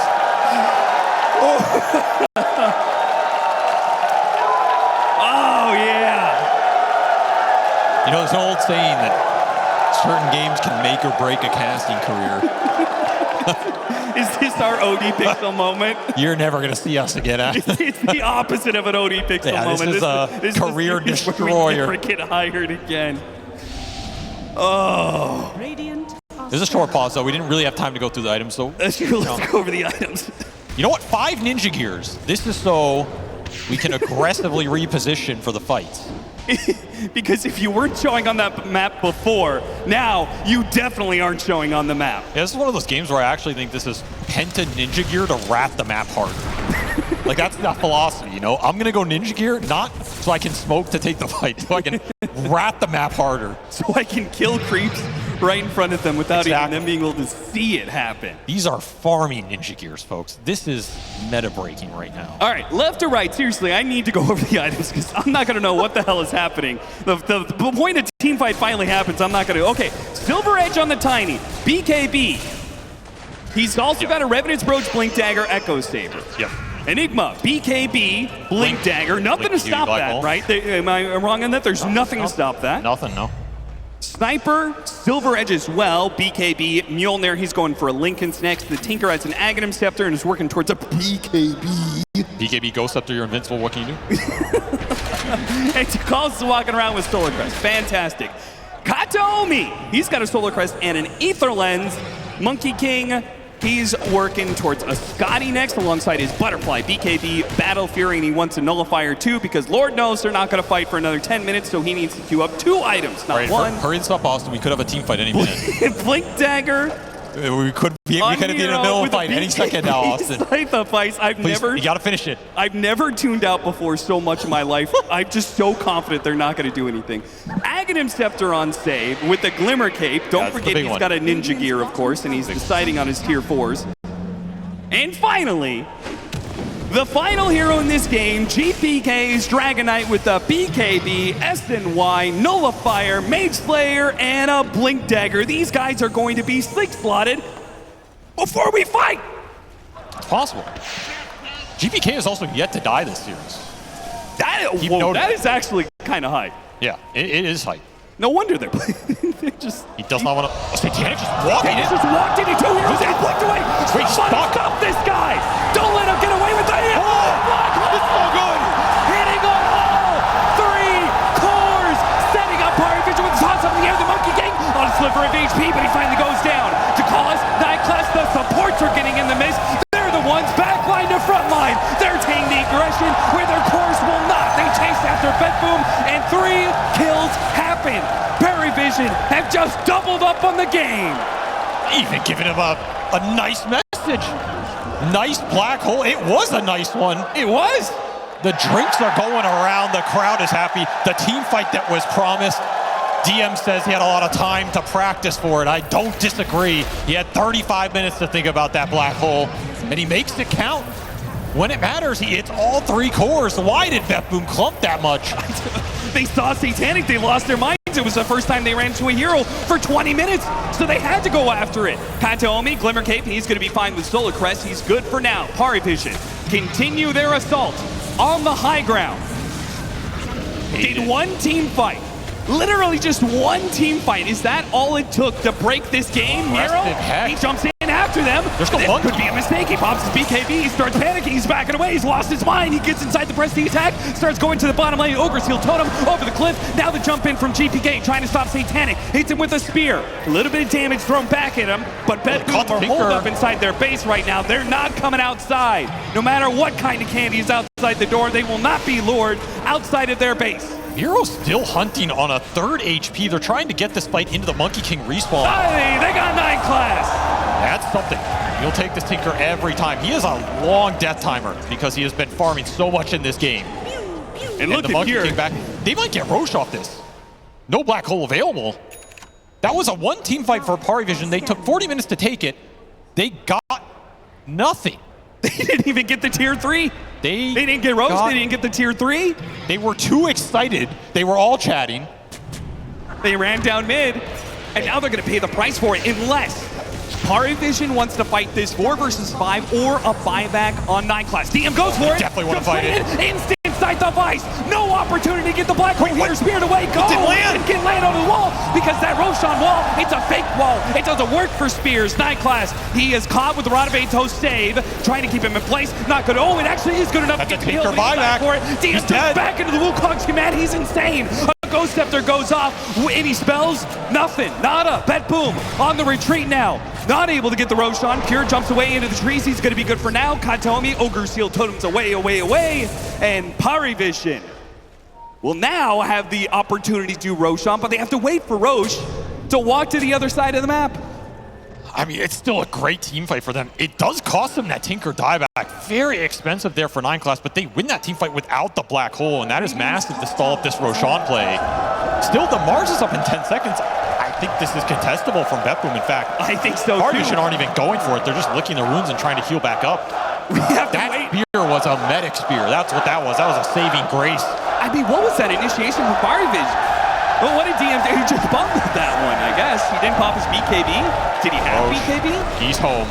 He made it. Back into the game, Pure. He's got caught He again. doesn't have BKB. He's going to be locked down. It's he jumped into the black hole. Miro, he he's dead anyway. Save out Pure. Maybe a wheel of wonder. Can it bail him out? With the arena going out at the same time. Satanic is putting in the damage onto GPK. He has no BKB. Trying to Ogre Seal, ton him away. Finish off the Chikiro. Now making a run for it. Katomi protects him, but no one in from the side. Shoots down the dragon. Down he falls into the ground. And Katomi, he is up next. He will also fall abreast. Okay, that's not going to be good enough. Surely he can't blink out. He can't outrun Satanic. He's out of mana. Called out by an avalanche. And no one with shot. the final shot. Disjointed. A little funhouse mirror action to dodge the death. I mean, can PARIVISION do Roche off this? They have no mana on their cores. I'm not sure you can do this. Mars up again in 15. The biggest thing about that your exchange... 2 damage dealers are out of the game. Like, you force it. The biggest thing, though, is Satanic. He was already level 25. He had 2 toss charges. He just went in and double tossed Pure. The man was not ready for it. ladies and gentlemen, it's done. He got the Roshan. No one has another Aegis. This Aegis is good. This means you could farm for another 5 minutes here, uncontested. No way you can make a gank play into PARIVISION with this one. We'll see. Dare they strike the high ground again? You do have a banner to do it. You have a Lincoln's on this sniper as well. So Lincoln's plus BKB plus Aegis?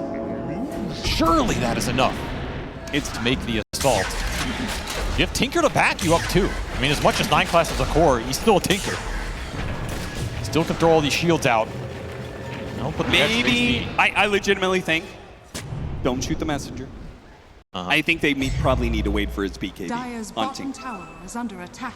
Because otherwise you have the Mars Arena. The Bloodsport, it kind of counters you in a lot of ways, right? You lose the vision, can't get the barrier to protect your sniper the way you want to. I mean, I don't think that statement is illogical. I think if the Tinker had buyback, you could maybe play more aggressive, but the downside is 9 class doesn't have buyback here for 4 minutes. Right. Swift Blink for timing. He's going to work towards a Satanic up next. Octarine on the to buy board for DM. He needs 25 on the Monkey. That's what Pure's trying to get. He's farming down bottom. He is going to get it off this camp. Oh, that is massive talent for BetBoom here with the extra ring. Got the opening onto the Mars. Double toss up in the air. There is the save, though. Escape back, but he's still going to be caught. Okay, got the BKB, so the Rod of Atos doesn't make the difference there. They got the BKB out of the Mars, and PARIVISION say that's good enough to hit the high ground. You have to be wary of this double toss. If you don't get an escape back going, someone's just dying. Pure continuing to try and farm, get to his next item here. Will be a smoke up from BetBoom. If you can get a flank, that's your best angle into the fight. Level 25 also available for GPK. He's a lot tankier. Yeah, they're going to smoke up 4. Monkey cut the mid wave. They want the supports. They want the Enigma. They want the big spellcasters here on the back line. They have a very good angle, very good ward. Find DM immediately with the wraparound smoke. They find their opening. They go straight for the kill on DM, and they will have him. No rebuttal from PARIVISION. Satanic tries, but the damage on GPK, it's not really finding much. Now his own BKB is a little bit out of space, and Pure, he drops the Wukong's demand. It's a massive AoE that Satanic is right in the middle of it. He will fall to it. BetBoom resetting a bit with the buyback coming out from Miro. They call it quits. A buyback from this Enigma as well, though. That's a very good fight for BetBoom. Exactly what you want. Find the Enigma first, bring him down off the Hex. You trade off laners, but then you set the fight up really well for your Monkey King, who just completely outman fought Satanic there, especially in that Wukong. Should not underestimate the damage from this DK Monkey King 1-2 if they can just stand their ground and fight under all the AoE control. And now you're stuck in a game where neither offlaner has buyback. Yeah, they were both working towards pretty important teamfight items, right? The Octarine on the Enigma, but also the Refresher on Miro for that double site, double arena action. Those are both going to be delayed. I mean, now you definitely have to wait 7 more minutes for these buybacks. You just don't have a choice. Gotta wait for next Roshan. Look, I'm doing my best to caster curse the hell out of these, you know. I appreciate the effort. Orchid, oh, okay. GPK working towards a Bloodthorn. They're going to take the Tormentor. Oh, Austin. Oh, I'm having flashbacks, Austin. Not because this game has been so long. Save has queued up Abyssal. He just bought it. Do you remember? oh my God. Do you remember the game? He did this on the Keeper of the Light. He had the extra cast range, and he actually got the first hit right-click bash around the bottom Roshan pit on an Enigma channeling BKB Black Hole. He has done it before, and he will try it again. Buys it out in full. He will go for the Abyssal play. He will go for the bash play. This is my kind of itemization right here. So if you guys haven't seen this, there's no Lincolns on DM, which means that theoretically, Coddle should be able to, with the extra cast range, he's going to buy a blink, he's going to blink Abyssal Blade to stop the Enigma when he BKB Black Holes. That also is a next level counter. Just right-click bash him because he's a Giga Chad. In his case, he did right-click bash to stop the Black Hole, which was the most absurd thing I've seen. Yeah, that was absurd. That's why this is even more absurd, because if he does it again, he'll be the first player in history to do it twice. I mean, he was the first player to do it once. He's going to break his own record. It's a good record to break right here. He would love to do it. You do have the BKB Ghost Scepter on the Enigmas. We get another pause here. Time to think about what's happening in this game. Of course. We haven't enough time to really analyze this game too much. So if the Enigma goes in and he BKB Ghost Scepters, you can no longer right-click bash him. That's going to limit saves options. So he might have to continue farming to get a Blink Aether Lens to guarantee that. I didn't hear a word you said. Back into the game, ladies and gentlemen. We are 46 minutes in. 12 to 15. We actually have gotten a bit of action, but nobody has been broken just yet. He got Monocle. You can see what the neutral item options are. If you look at save. How much cast rate is he actually going to go Monocle? It's pretty tempting here with this Abyssal buildup, right? Because he's already thinking about the Blink Aether Lens. Yeah. Yeah, he can click that hammer. And so he gets has Monocle option. 375 from Spirit Form. He gets another 125 from the Monocle. So he's getting an extra 500 cast range. That's big. On this Abyssal.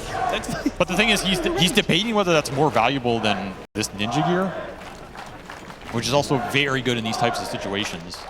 Yeah, what situation is that? I mean, you gotta wrath the side lanes to get to that Aether Lens, you know? It's a catch-22.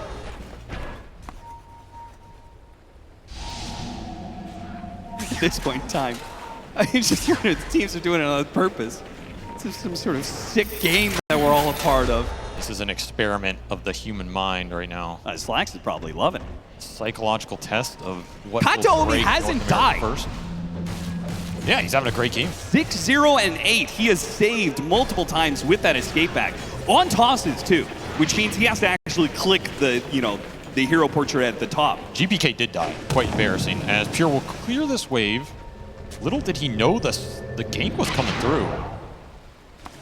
These teams square off. PARIVISION sitting up on the high ground on the left. BetBoom.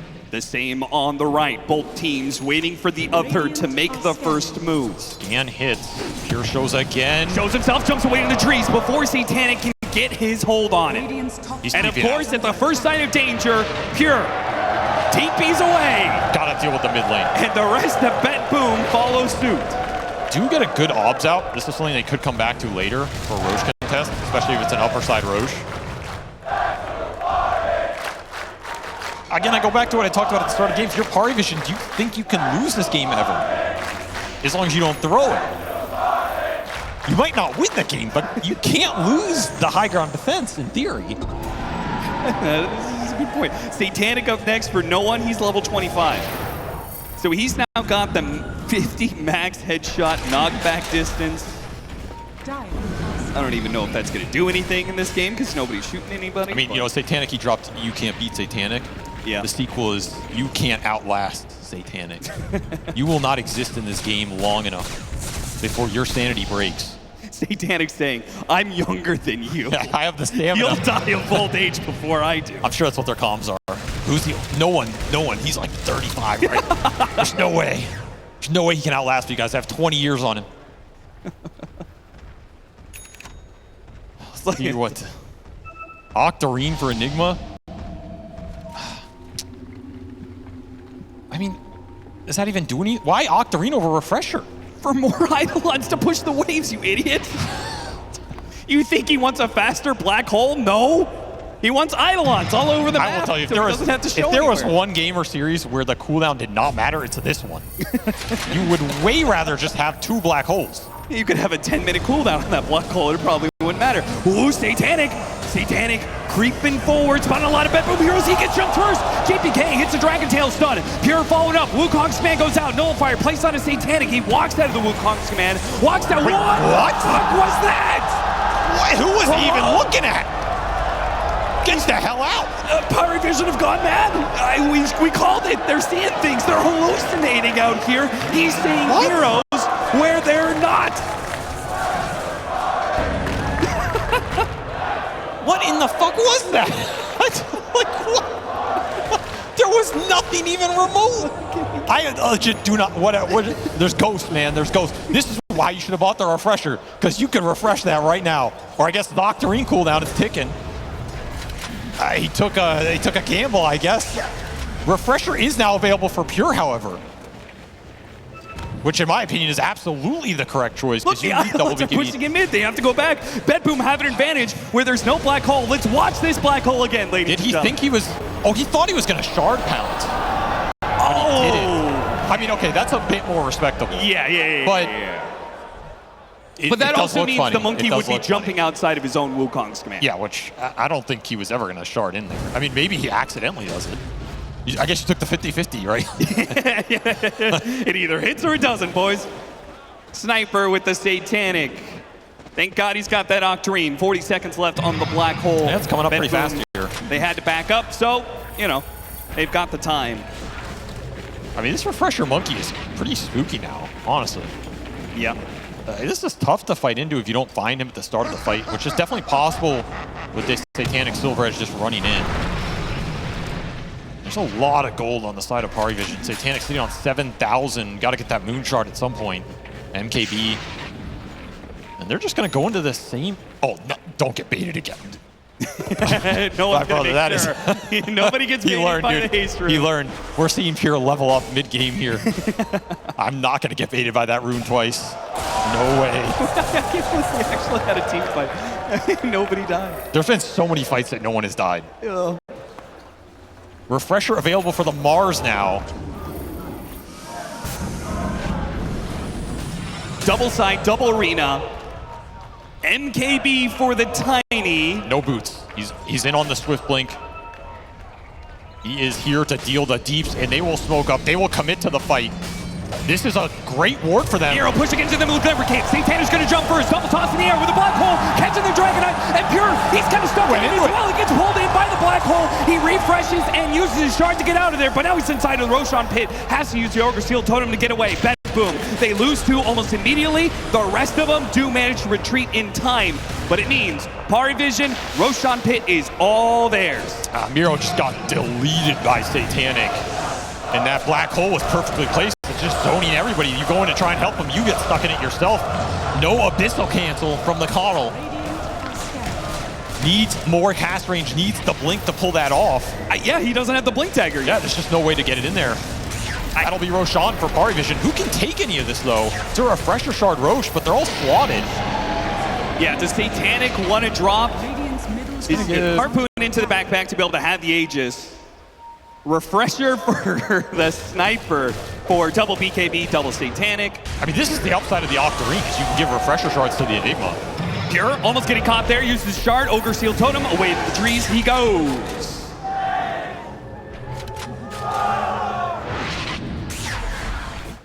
Yep, Refresher Shard going on to DM here. The Octarine build has paid off. He knew he was going to get this Roshan. There's the Blink Dagger for save. He has to come in clutch to stop the PARIVISION late game. Oh, Divine Rapier. With the BKB Black Hole and with a Divine Rapier on Pure. He just crit that midway for 1,700 off a Boundless Strike. Jesus. You could absolutely get deleted by this Monkey King. If you just Boundless Strike, ults Boundless Strikes again off the refresh, it's so much burst damage. The Enigma could just be gone. Your Rax is just gone, however. No fight for BetBoom. I can't blame on that one, though. That's kind of an irrelevant Rax at this point. Is any Rax relevant at this point? They still have 4 minutes left on the Aegis. It's not like PARIVISION are going to slow down. No, you force this for sure. You're going to have double BKB Black Hole available. You're going to have Cheese. You're going to have an Aegis. We have some more time to think about this as we approach the 60-minute mark as well. If this game lasts another 5 minutes, we're looking at some tier 5s. Don't give me hope, Avery. That could add another dimension to this game. And I do want to point out the buyback situation, because the buybacks, while they're nice for PARIVISION to have up, they have all 5 up. Yeah. A little celebratory drink after that team fight. That little Cobalt, he's absolutely smashed. Yeah, this guy's out of his mind. This guy thinks he's in Birmingham right now.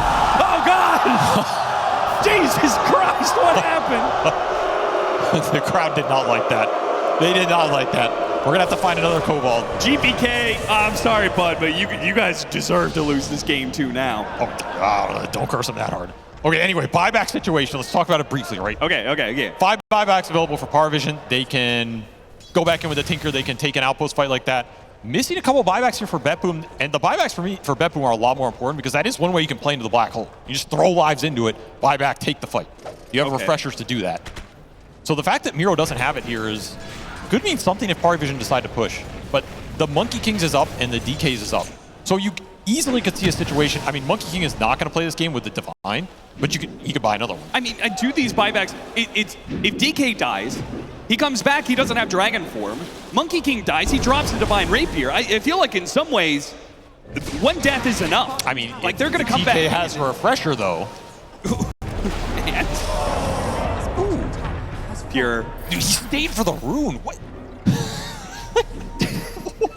That's insane, dude. You don't know where the Tiny is. You almost just got black hole. Yeah, man loves his power runes.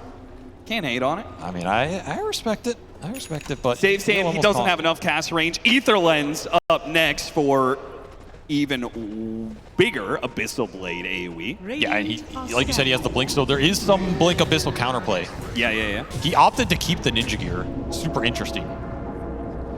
Feels like that brief smoke is more valuable than the extra monocle range. I would agree. He just can't ever be shown, right? Because he is so crucial to the counterplay. Here comes PARIVISION. Perhaps the final push. Banner's going to be laid down. Mega creep for the taking. You have so much to play with. Your Hex done for 9 class as well. 5 buybacks available. Double BKB Black Hole. GK, he jumps out of there, goes after no one. Lincoln's is going to be able to block the Dragon Tail. With Dragon Form, BKB banner down. deals with the banner. BKB for a banner? Do they see the monkey on this ward? Did they? They're pinging it out. Like they saw Pure coming over. Dude, Pure is not even sitting in a tree. He's just pretending to be a tree. I see that. Apparently, PARIVISION do not. If he just gets found here and the game ends off that, would be the perfect way for this game to end. 2.5 minutes to tier 5s. PARIVISION are actually going to give up on this push? No. 50 seconds left to make this happen. You have to go. There's no slots left on these heroes. You have every buyback, every spell available. Dragon Tail, bit of dagger action, slowing down Satanic, just having a poke, just seeing what PARIVISION do in reaction. 35 seconds left on the Aegis. Are they really? I don't know about this one. I don't know about this one. Like, what is the argument here in terms of what you're waiting for? There's nothing left. Like bots 2 on everybody so that you can abuse buybacks to force. Maybe that is it. Yes, like, that's exactly what it is. I guess that's all that's bots left. 2 for the sniper. You just have to be able to bot in with everybody off a buyback situation so you can match it aggressively. Then you're all in. You get an amp damage for Satanic. I mean, this is pretty nasty. This man's hitting for 1,000 right now. With the Aegis expiring, it seems all but inevitable that both teams will back up, play for the map, and play for tier 5. Unless somebody were to be getting caught out on the map. Yeah, these wards have been planted for one reason, that is to find the Monkey King on the outskirts. Yeah, and with the silver edges. He's sitting on it right now. Oh my God, what? He's actually on top. He's actually going back into the direction that he almost got killed on. Dude, PARIVISION had sat there for 10 seconds longer. Unfortunately, they already backed away. 60 seconds left At this point in time, we're just swapping in items on full inventory slots. I mean, is it time no to one's start? thinking maybe I need an MKB? I don't know. It's backup rapier time for Pure. That's kind of what you're farming for here. Sure. All the buybacks are going to be available. Is it time to start thinking about the level 30s? Like which level 30 is more impactful? I mean, it's got to be the tinies, right? This guy's got 2 S-tier level 30 talents. 2 toss charges minus 8-second avalanche. It's just stupid. Oh, he poked outside of the base, and Ice Path into the escape back. He should be fine. GPK, he's actually going to pop the BKB Dragon form. He's going to turn back around. Gets the BKB out of Satanic. Got to be go. Oh, Pierce will jump in. He spotted no one. No one stuck around for an assassination to go Nullified. Save him, but now he's inside of a hell pit. Wukong's him, man, and now they caught DM as well. Miro's on top of him. He gets Black Hold. Blink form. Deal with Miro. Somebody comes out. DM. He's got a second. Oh, he's going to be saving the ethereal blade. BKB, a second black hole, but BetBoom are playing it slow, trying to play the distance. Save is there on the side. Oh, pushing back in. Nightclass to tame the beast. GPK, he jumps forward, catches Decisive. Nightclass and TP out denied. Stopped by a stun from Pure. And now with 4 dead on PARIVISION, do you go base or do you hit creeps? What a fight. Pure just YOLO's in there, just drops the Wukong, annihilates the sniper. The positioning for PARIVISION ends up being disastrous because they don't get the start of the Monkey King. And the black hole, you have to throw it defensively because you get found in the tree line. And guess what? Save is there anyway with the Abyssal Blade. That was the refresher shard for the Enigma. That's why that's a big deal. That was your double black hole fight. Now Ag Scepter's coming in for BetBoom. Ags arrives for Katayomi, double escape act online. Ags for the Monkey King, add some extra net worth in there. We saw the refresher jump for GPK. They just got to another round of huge items, and they're gonna get some buybacks here. Buyback from the Jakiro. 60 minutes is done. Do you want neutral items? They don't. They want buildings. They want buybacks. You gotta get more buybacks out of them. You cannot accept just support buybacks. Here's another one. That's going to be Decisive. That is going to be 9 class. But you still have 20 seconds you can hit the base. But it's dangerous with this Rapier. You know Roche can spawn as well. I mean, you got a backup Divine Rapier, almost. The thing is, again, this is the high ground defense. This lineup is so hard to push into.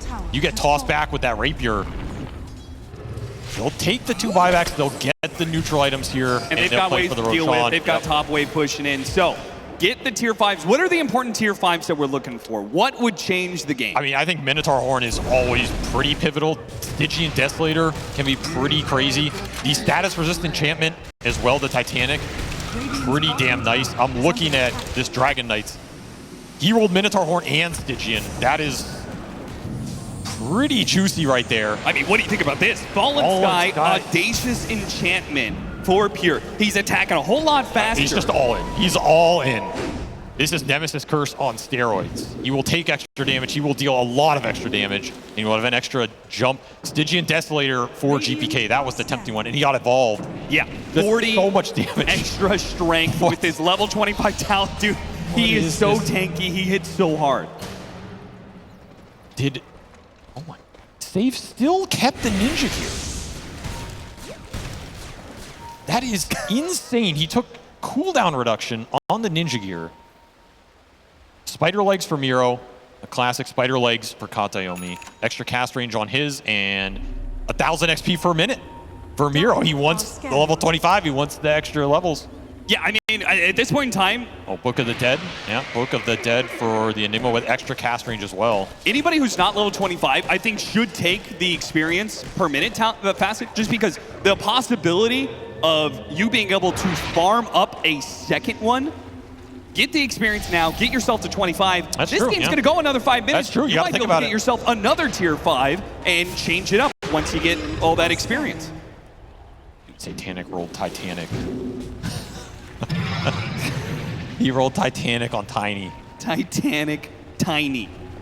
A smoke up so from good both sides, setting up for Roshan. BetBoom smoke has expired. The 5-man of PARIVISION still hold on to theirs, but neither team wants to risk going into the enemy side of the map. PARIVISION are looking at that top wave and saying they have to go back and deal with that. 9 class is going to push in these waves. He has a Book of the Dead. We don't have to go anywhere.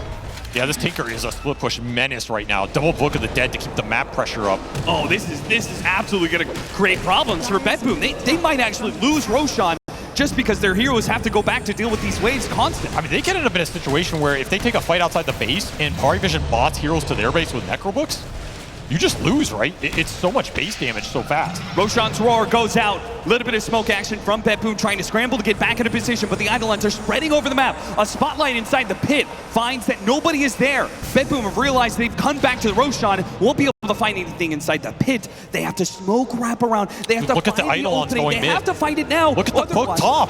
The base is just going to get assaulted right now. That means they have to go for it now. You must pull the trigger now, otherwise you're just going to get ratted out of the game. JPK, he makes a jump in. If you got the Abyssal, JPK, a refresh. DM, both GPK and DM refresh up. GPK can't go on to no one. They have a second black hole. There's no second Abyssal blade, but they do have the escape back. It buys the GPK a little bit of time. A shot goes through, paired with the Wukong's command surrounding them. They get two, a third, one buyback coming out so far, but the base is being ratted. Can BetBoom they're getting Megas right now. Megas is going to happen at the same time. They gotta get Roshan. They just got Megan. Is that worth it? I mean, you have to say yes, but the fact you got Mega just feels so bad right there. And Roche walking top right now. Oh my God. You have to chase it. You have to chase it and commit for it here. Yeah. To get the tiny buyback, though, that's the biggest thing about that sequence. You kill Satanic again in this game, you have a very good shot to win off that alone, regardless of the game state. The other downside, though, is they used Glyph. Oh, their base is wide open. Tinker and 4 minutes. 4 minutes on this Glyph. You can absolutely throw them if you get a wave into BetBoom's base right now and you just bots in. It almost feels like BetBoom, they maybe have to like blitz this. They almost have to just catch PARIVISION now. I don't know. Otherwise, the openings will just keep being provided by 9 class. Yeah, the one thing is, Satanic had the buyback. He does not have bots on this Tiny. He actually cannot get into the base, and he's the highest building damage dealer. The rest of the team doesn't really kill the throw. I guess no one could go. There's still some Necrobooks hitting, but it's backdoor right now. This wave is going in bottom. There will not be backdoor for this push if BetBoom commit. Their throne is very exposed. BetBoom looking for the 2-0, have all in committed to a mid lane push while their base is being ratted out, but they're taking the middle lane right now. They're going 25 seconds, they go after the bottom lane real quickly with the Boundless Strike. They're trying to make this as quick as possible. Make it snappy, take the 2 lanes, get out. I mean, I guess that just feels like you either go throne or you just get lanes out there. Yeah, I mean, the sad part is, it's just they hit 2 lanes. Top, tier 2 is still up, so they couldn't go for Megas. I guess now the play is you kill these waves, and then you march in top, and you threaten Megas of your own. You equalize this map right now. And you threaten the fight with the Tiny having no buyback. The problem is that high ground fight is so hard. I mean, in that last team fight, what was the most crucial moment for you? How did BetBoom manage to win that so emphatically? I mean, honestly, the fact GBK just jumped in, it did not look good at first, but what it did is it separated the Tiny from the rest of the fight, because Satanic jumped in as well. He went on Miro at the start of that fight, and he got separated from the entire team. They ended up zoning a lot of it, and then once the Wukong got placed, it just killed the Tiny. It evaporated him, and there's no black holes that can go on the Monkey King while he's killing the Tiny. The fact that BetBoom got an isolated situation where Monkey King could fight the Tiny one-on-one in a Wukong is what wins you that fight. Okay. That, as well as Abyssal cancels on the black hole. I mean, it's nice. Like, anything you can get there. There was a really nice double spear from Miro.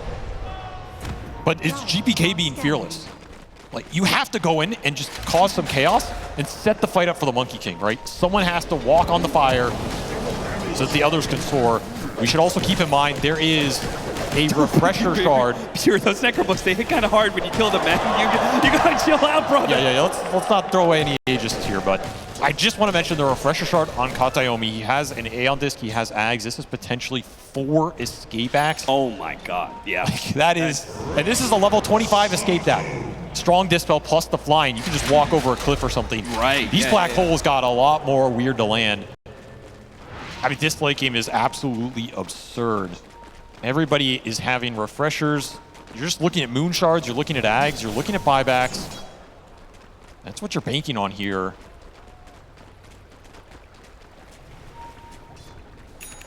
These Necrobooks just continue. I mean, PARIVISION, they're actually waiting out this Aegis. There's still 2 minutes left, and the lanes are still a problem. BetBoom have not gotten any map control back. These Necrobooks, are just constantly pushing in. They do have recall though. They do. Recall's 5-man smoke up good. from BetBoom. Again, top wave going in right now, so your throne is once more going to be exposed, but you have the option of just throwing it yourself, right? Force the fight, make everybody be there, or you just kill their throne incredibly fast. They're trying to get... is available for Radiant. They know right now that BetBoom is making their move through mid, through this smoke. They're trying to get the creep wave over the line to drop the backdoor protection. PARIVISION.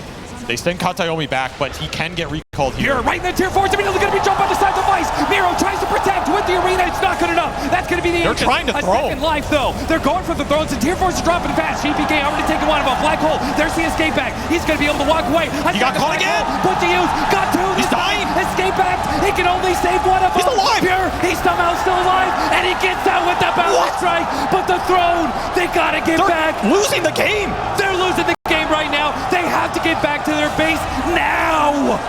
How? He almost died to the necro! Just died to a necro, Jesus Christ, man! Stop killing. Buy Satanic. Buy any lifesteal. Just stop, man. They have a glyph now. They got a glyph. They do not have to worry about that is huge. all-in the throne yet. I mean, it's on 1100 HP. How tempted are you to just jump in here with the Tiny and double swing it? I mean, what did they get out? They got nothing out of that. They didn't even get Radiant Glyph. They got a tier 4, and it cost them a Dragon Knight buyback and a Ringmaster buyback, and both of their tier 4s. A disastrous push, to be honest. They just can't clear through the Eidolons and the Necrobooks. There's just too much spam on the map right now. The high ground push is miserable, and this tiny buyback is about to come back in 2 minutes here. How do you end this game if you are BetBoom? It does not seem possible. 71 minutes, the longest game of this tournament by far, fitting for what is definitely the most cursed game of this tournament. Oh, this is... And it might just go down to BetBoom losing this game too, without a single hero hitting the throne. That's what's happening right now. It's just Necrobooks. And PARIVISION seemingly are not going to risk it whatsoever. They didn't even think about when they won that fight, marching down mid, going for the throne. No. We're not getting baited into that action. I mean, it feels like they know they cannot lose this game. Again, they don't have to win it, because eventually BetBoom will lose. It's very hard to see a win condition. They have to find a way to get lanes out and then force the fight and just plow through the buybacks or end up throning PARIVISION without their own throne getting killed first. Do have Glyph back up. Like you said, that is worth a lot here, and the throne is healing. You need easier ways to kill these Necrobooks, honestly. It's a problem right now. These Eidolons.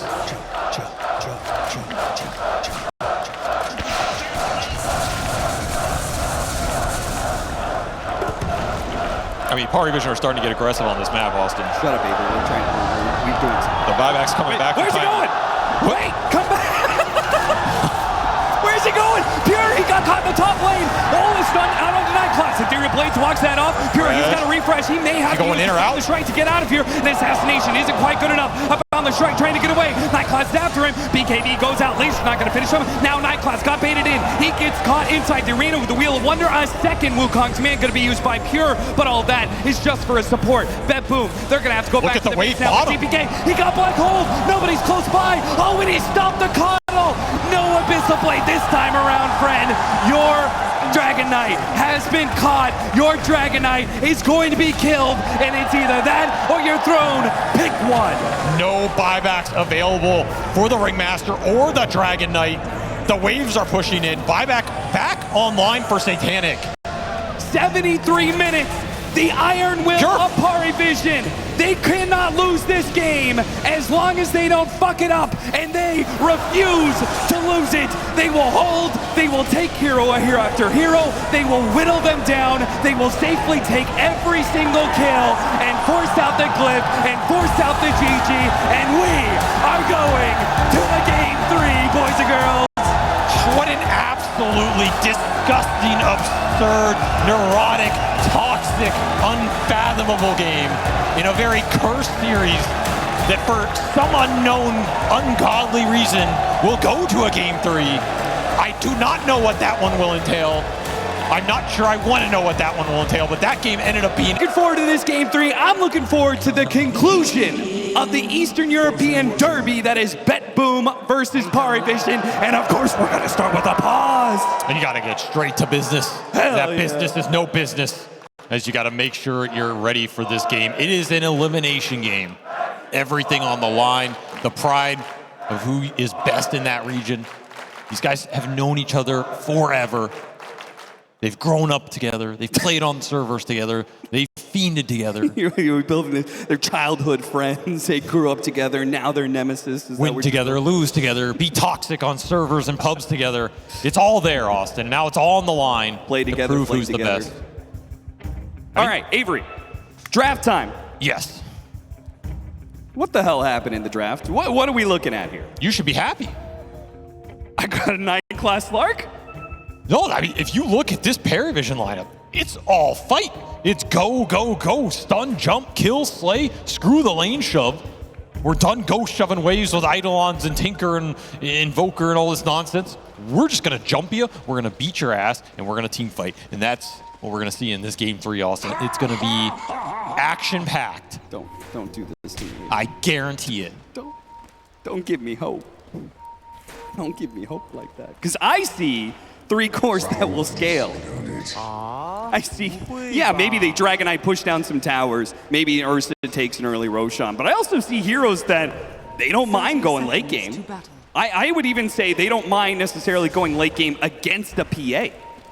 I would agree with that. I think BetBoom went the direction of, we just need to win the Ultra Late. If it ends up going there, we're going to take the Enigma. We're going to have the Black Hole threat. What is PARIVISION's answer to it if it gets to that point? I mean, you throw down a Depth Shroud. That's kind of it, right? Yep. Throw out a Dagger Bash or something. Build an Abyssal on AA. We've seen it all. Nothing would surprise me anymore in this series. 9-class making a break for it. He tries to get to the enemy bounty rune. Kataomi is there in time, so we will still have a 2-2 split. Why did they go back to this Lark? Why did they keep going back to this Lark?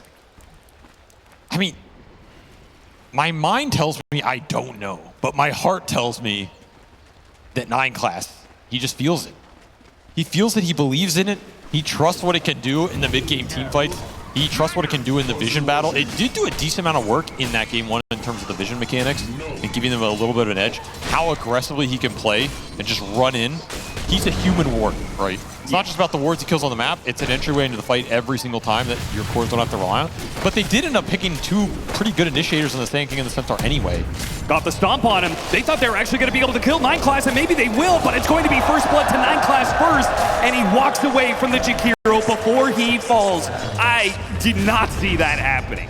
Ursa, Jakiro up against the Slark, and they lost the fight. I mean, Ursa's level 1 is honestly pretty bad. Jakiro's a strong, but he got 9 essence shifts out of that, steals a permanent agi.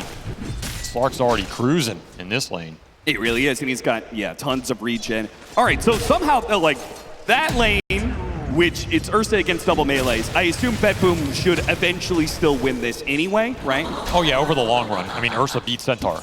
But you're just hoping to get enough out of these early waves. You can pull waves later with the Slark as well. There's things you can do to get out of this lane. We've seen it time and time again. These double melee lanes, they get more than you think they would.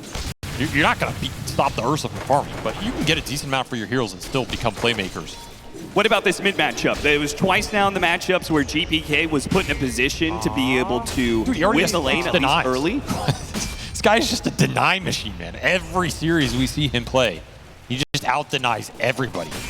He's out for blood, and this is no different. He's going to take a lead in this lane. This is a lane no one can just shove into him and kind of trade the farm, but it should be a fast DK6. There's the pulling action for you. Oh yeah. You're little courier? He thought about going back for it, but no. He definitely thought about it. If the boots arrive, he's going to be more aggressive on that for sure.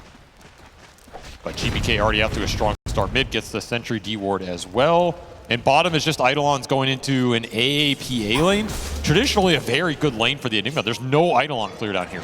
Absolutely nothing at all. Right. So you have to expect the level 3 to 5 for this Enigma is going to be tough for Satanic to deal with down here. AA is not a good anti-summons 5. It's basically his only weakness we've seen at this event. There's just not a lot of traditional summons heroes coming out. The Lycan hasn't really been shown. the Beastmaster has been, well, transformed into a spellcaster for some reason. Yeah. Okay, in that case, why do you think they went back for it? If they know that it is one of the weaknesses of the PA, that they are having a lane matchup for him that's going to be a little rough.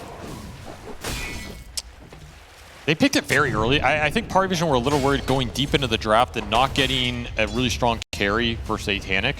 And they tend to pick No One's Hero later as well. He likes to kind of see how the game develops, know what his role in the lineup is going to be. Right in that game 1, he went a utility route. In game 2, he went straight carry on the sniper. He's a very flexible player.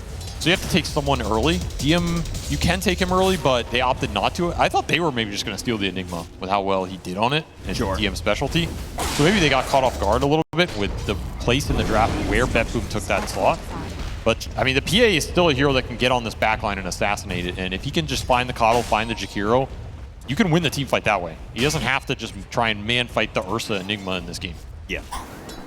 We see the harassment of the Sandstorm and Stinger from Sand King beginning to build up some damage on GPK. He is still very far behind in CS, but maybe now that he has the higher level Sandstorm and he's got all 3 of his spells, maybe he'll start taking a bit better CS advantage over. Should note, Austin, 9 class got his courier sniped. What? Justice. Justice for all of the pub players who have had to play against these support Slarks and Monkey Kings sniping couriers for years. Well, I mean, he got his boots and his windlace out of it, so yeah, it I didn't cost him a lot. Too happy, or he's sad about it, right? Moral victory. We'll keep that in our back true. pocket here. You're going to need all the morale you can get when you are 70 minutes deep into a game 3 of this series. Anyway. But the top lane was recovered for BetBoom. The Ursa's free farming up there. There's not a lot of pressure going into him. So they got that cheeky kill at the start, but the lane is still overall going BetBoom's way. And once again, I'm still impressed with GPK on this mid lane. He is still producing an XP advantage, not getting harassed out of it as DM getting run down. Yeah, I'll have to TP here. No ice path available. Yeah, went 1-0-2 for maximum harassment. Understandable, but does leave them without any way to be able to stop those TPs when they're pack laning like that. There will be rotation potential into this mid lane with the DK6 though, because you're here, a little bit low. Mouth is going to be used, trying to slow down Satanic State, push them away. The Cold Feet does actually proc, but the PA has already been pushed away with Eidolons hitting him. He does not want to keep chasing. I am surprised with how well PARIVISION are doing on this bottom lane. PA is top net worth in the game. There's just not a lot of denies from this Enigma. There's not a lot of harass going into Satanic. They've really played this well. There's that rotation in the mid. Power is there. No one. E is getting lower and lower. Ducalis with the response, though. Might be able to catch GPK. He had the stick charges. He walks out of the Cold Feet in time. Neither mid laner goes down, but maybe it's going to Ducalis as GPK gets the sticks. Dragon form picks up the kill. Katomi is protected by GPK. 9 class is unable to get the kill on the Jakiro. Tries him with the dual breath. Not quite enough. So GPK, it gets a kill out of the situation. The rotation from Katomi lanes very nicely. And now he's going to get a bit of damage on mid before no one returns. This is a dangerous part of the game for PARIVISION because no one is putting any pressure on the surface at the top, so the supports are free to roam mid. 9 class takes away the haste rune from the Dragon Knight. You just can't stop this guy from being annoying. You do get that rotation with the DK form, you get some tower damage, and when you bring the supports mid in this game, Ursa free farms against the Centaur, and Enigma free farms against this Phantom Assassin. So PARIVISION are struggling in the side lane matchups every time the clash happens around those power runes, around the DK ults, whatever it is. BetBoom are happy about that. Yeah. As we see Miro start to recover bottom, he'll fly out the salve. Get put back to full here. These Eidolons are strong. Do not underestimate them. But the flank is coming in from 9 class. Yeah, they'll get a courier. Yeah, with Pure coming in as well, they're just going to mass bring heroes. I mean, BetBoom, that's what they did in this game too, right? They were just constantly bringing 5 to every single engagement. And it seems like they, despite the loss, they are going to continue on that strategy against PARIVISION. Miro, he gets out the Eidolon. No one's cutting across. He's going to be surprised by this one. A Burrow Strike from the trees, a Stinger Sandstorm combination that brings down the Enigma. 9 class, he'll take a little damage. Actually, maybe a lot of damage. The Eidolon's blocked out as this came through the trees, and the blasted hits him, but it had not much of a charge behind it. PARIVISION feeling the pressure in this lane. They bring the Sand King just to defend this, push it back out, make sure there's not too much collateral. But healthy rotation from Pure doesn't cost them too much, just TP's back top. He's on a very fast pace with this Ursa, and we've seen this from him.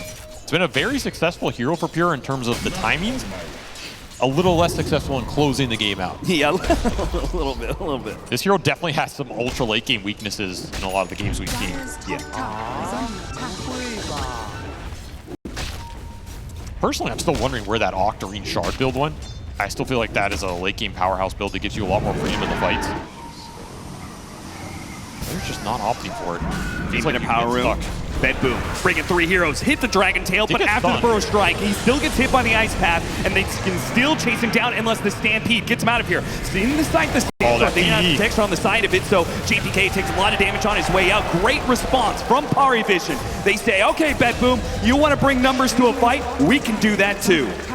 Just a little forced on the reach there. Tempting to go for that play, but instead you botch it, and then you give up that DD that was probably yours to take if you don't force that move. True. 9 class has been incredibly annoying around the mid lane with the vision game. He knows there's a ward around here too, but he can't get to it. That's true. I don't know if this is the most effective obs, but he just can't reach it. He's very confused right now. Look at him wandering. He's incredibly confused. Radiant's bottom Needs the Quelling Blade, man. You'll find a bounty room. Oh, he's gonna get another courier? Oh no, what? He got stuck. Good put on the low ground instead of a high ground where the courier ends up. Radiant's middle Here's tower courier is under survives attack. for another day. And the smoke coming in top now. No DK form for this. They want the big Centaur kill. You get to see this again. He just barely didn't make it. The Centaur is going to be jumped. Pure is going to lead the way. The blade mail goes off. They say, okay, no touchy for a second here. Blade slow. Blade mail falls, and they put in the damage.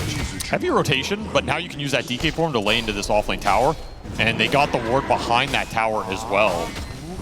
Another sneaky position with this one. Just sees a sliver through this tree line. So they're pretty confident to make this push. Play off the power of that smoke rotation. What's the response from PARIVISION? Again, the lane shove in this lineup is a lot less than the games 1 and 2. Oh, yeah. So you're having a lot more difficulty defending these tier 1s. I mean, until Slark gets to the area that he can clear out waves and not get caught very easily, they're just going to be entirely reliant on Sand King to do all the heavy lifting in that regard. This feels like a game no one has to pop off, carry that mid game. They are building up some stacks for him. Could be something BetBoom think about as well. This is a team that will invade that triangle if they get an early Dragon Knight blink, as Miro just claims the tier 1 bottom on his own. No one is contesting this Enigma right now. Cannot stand on lane versus guy. So the 2 side lane tier 1 towers already taken by BetBoom. If they could take the mid tower, they could very easily get into this triangle, but PARIVISION are clearing out the stacks now. That's a lot of them. 6 stacks from Ducalis. He is getting rewarded.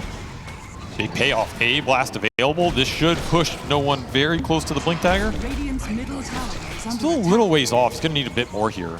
But expect the smoke to come out with that blink and just, Sand King, go find a core kill. Yeah. Probably take the mid wave. That should finish off the blink. And yeah, the combination of the 2 should be a guaranteed kill. We'll see what they find. I mean, if you were sitting as PARIVISION, you have this opportunity to kind of set the tempo for this early game with this pickup. What heroes are you looking for? Who are you trying to hunt down first on the side of BetBoom? Dragon Knight, if I can take him. Okay. Or Enigma. The thing about the Enigma is if you fight into him, it could end up being kind of a bad fight if BetBoom are playing around him. If BetBoom make this play where they take the Enigma mid and try and play for this mid tower, then you kind of have to pick your poison. Which of these cores are you jumping, and who are you putting this epicenter into? Yeah. Who are you putting this AA blast into? I mean, this Miro. is the next clear objective for them, and it's up to PARIVISION to defend it. This tower is really low as well. And guess what, Austin? I called it. The Midas in the game 3, my NA senses knew it was coming. We will get a hand of Midas eventually in this tournament. Of course they did. Blink Dagger for the Dragon Knight, though. So Blink Dagger for Blink Dagger, neither PARIVISION nor BetBoom making the move just yet with those items. There's smoke. They're trying to find the opening. They're going after the Enigma, but Radiant's he's middle just backed tower away is under right attack. as they were setting up for that Blink epicenter. They might force this.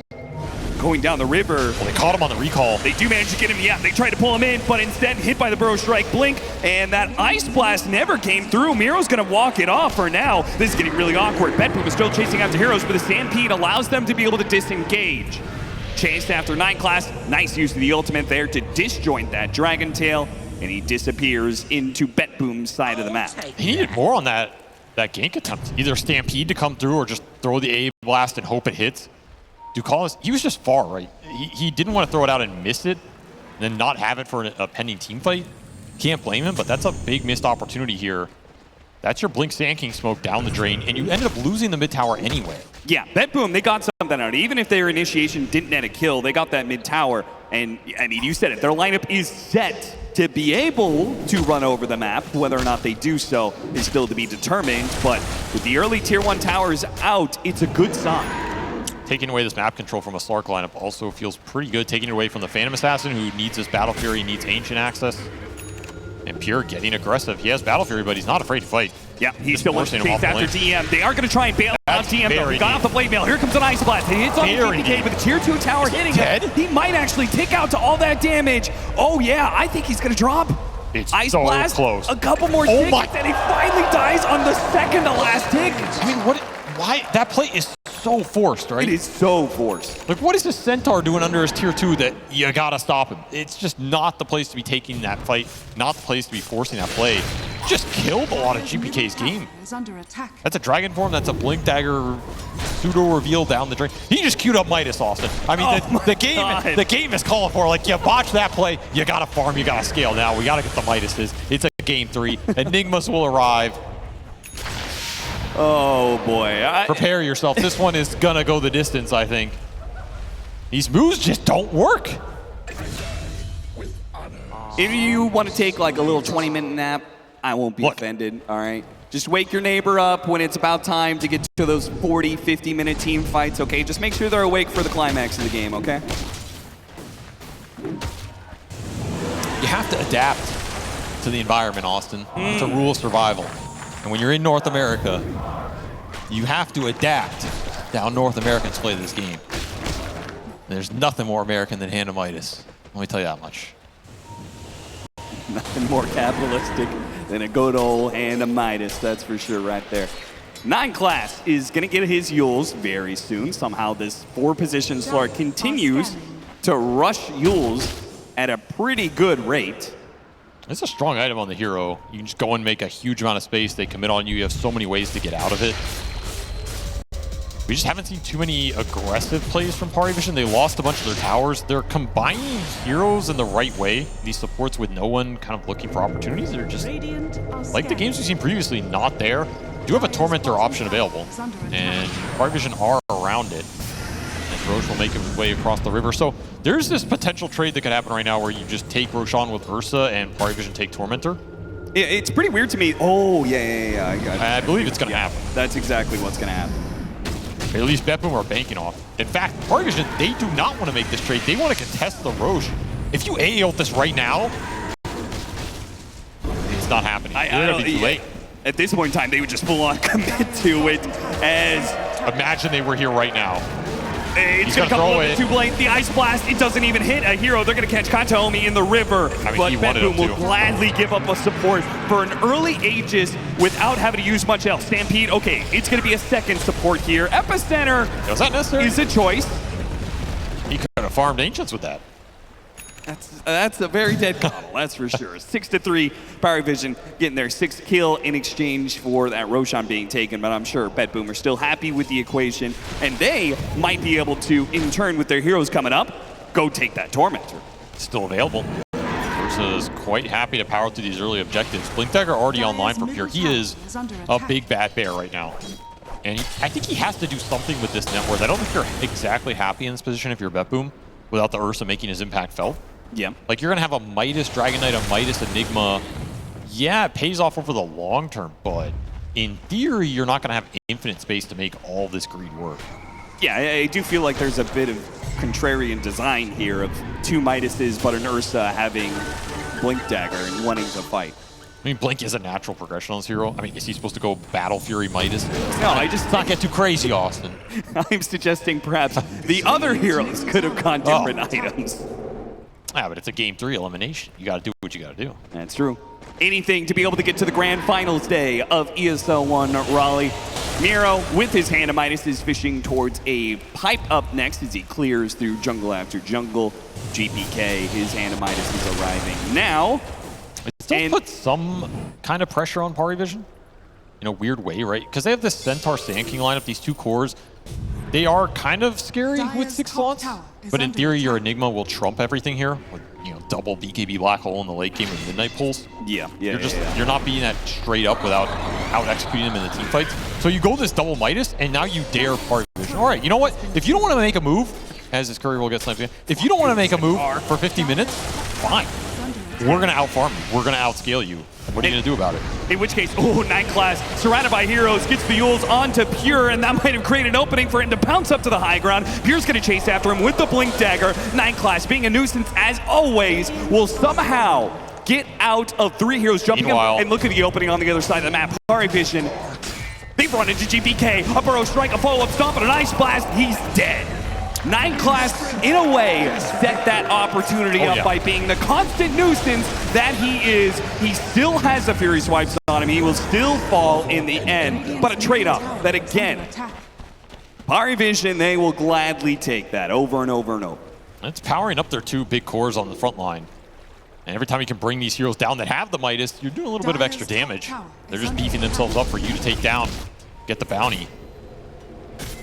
I do like this Chakra Magic combo. I think the Chakra Magic will help Ursa a lot in this game. This is a carry that traditionally runs out of mana in fights, and also the Chakra Magic, extra Fury Swipes, extra Earth Shock, whatever it is. Gives you an instant Earth Shock. It's super nice on this hero. So that is something to look for in the fights, as on the flip side, no one going for the Ags. You got to find ways to scale the Centaur and the Sand King in this game, because I don't think you're ending it too early, at least based on how this series has gone. The DM gets caught. The Ice Path. Oh, he wasn't there in time. DM barely gets through the gate and rejoins his team on the other side of the map with an immediate smoke up. They want to push something here in this bottom counter lane state. smoke. He's going to break the smoke. He's recalling. Recalling, but it's a good recall. GPK, he instantly stuns up the Centaur, but he sees the Ancient Apparition. He cannot afford to get hit by this Ice Blast. He waits it out.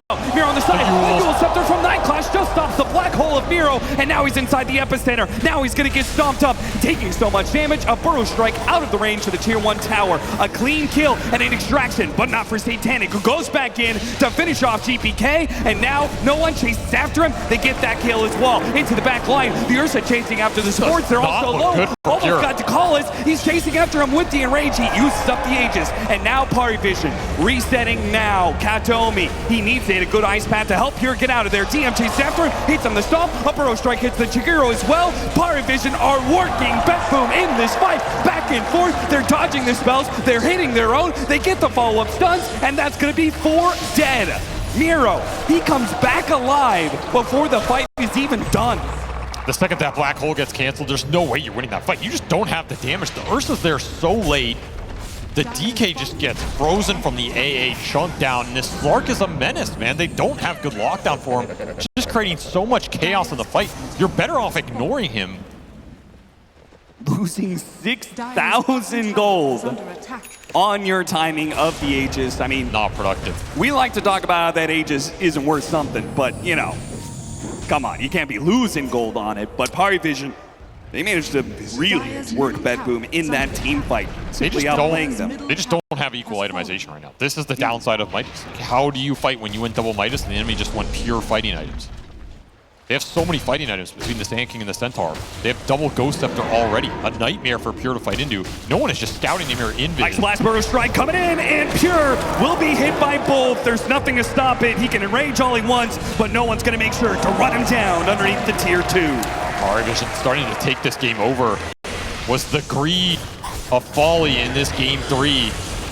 Katomi caught in a corner. Satanic and Night Class going to work. We'll find another one. 9,000 net worth lead as PARIVISION clear leaders now in this game 3.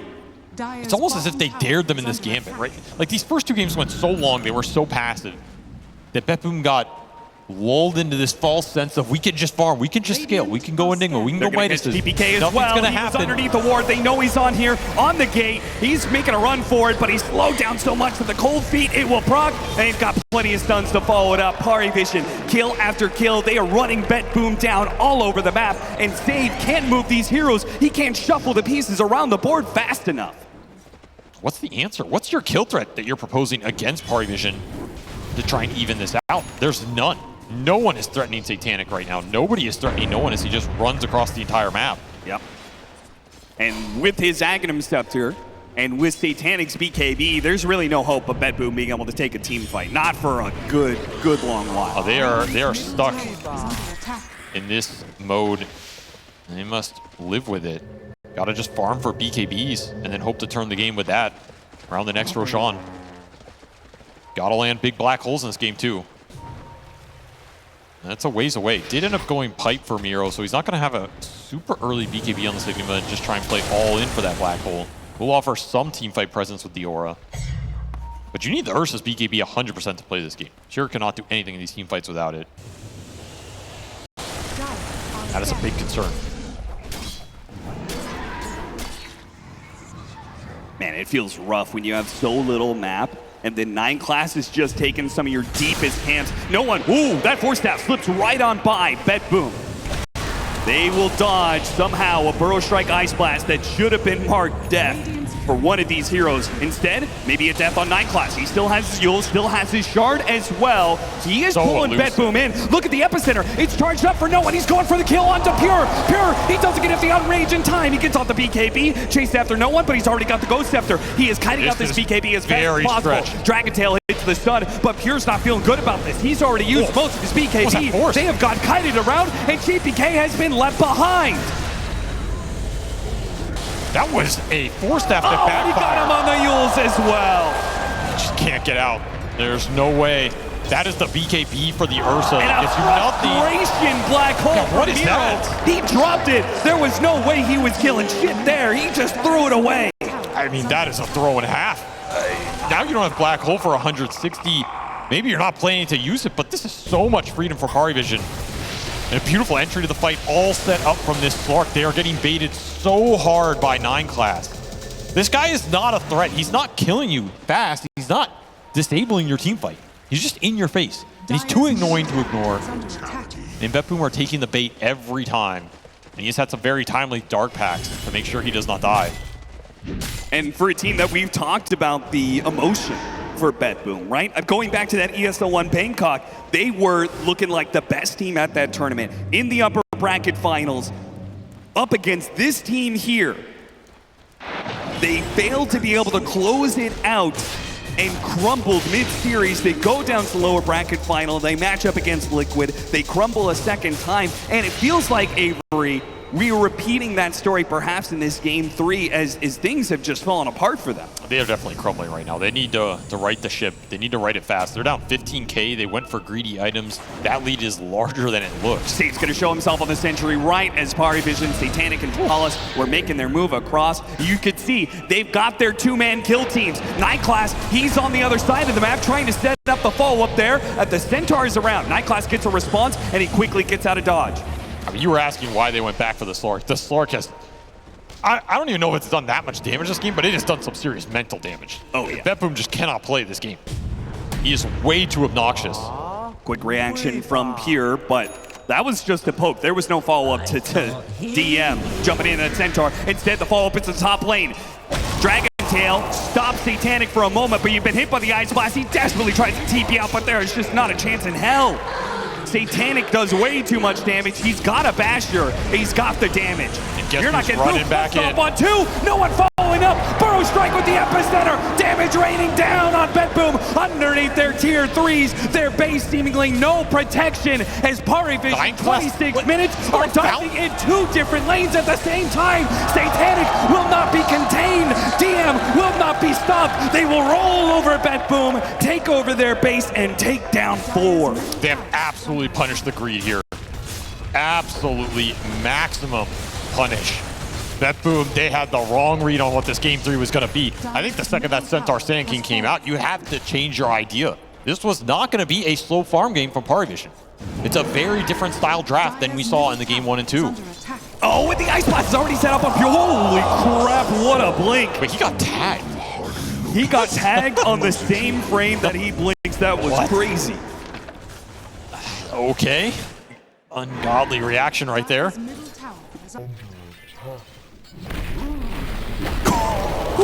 It doesn't get much closer than that. Yeah, quite literally lucky to escape. You have to get BKBs up if you are BetBoom, and then you have to land a big black hole. Blink will be coming out for Miro. You can send these frontliners in and try and bait a clump out, and the BKB is very close for a GPK, but PARIVISION are already making the move. Basher is done for Satanic. 9 class just They're ruining the smoking moves behind. from BetBoom. They drop a ward sentry. 9 class is already out. They are getting all the information. 9 class sees them, the ward sees them, the opening is there. No one's gonna jump. GPK, he's gonna be first one. Katomi also in trouble. 1200 damage crit. He's gone, bashed up on GPK. He's not getting out either. Pure already enraging up, turns and fights against 9 class, but he can't do anything. The black hole has to be thrown down, I mean, for but a what? stop is there from DM.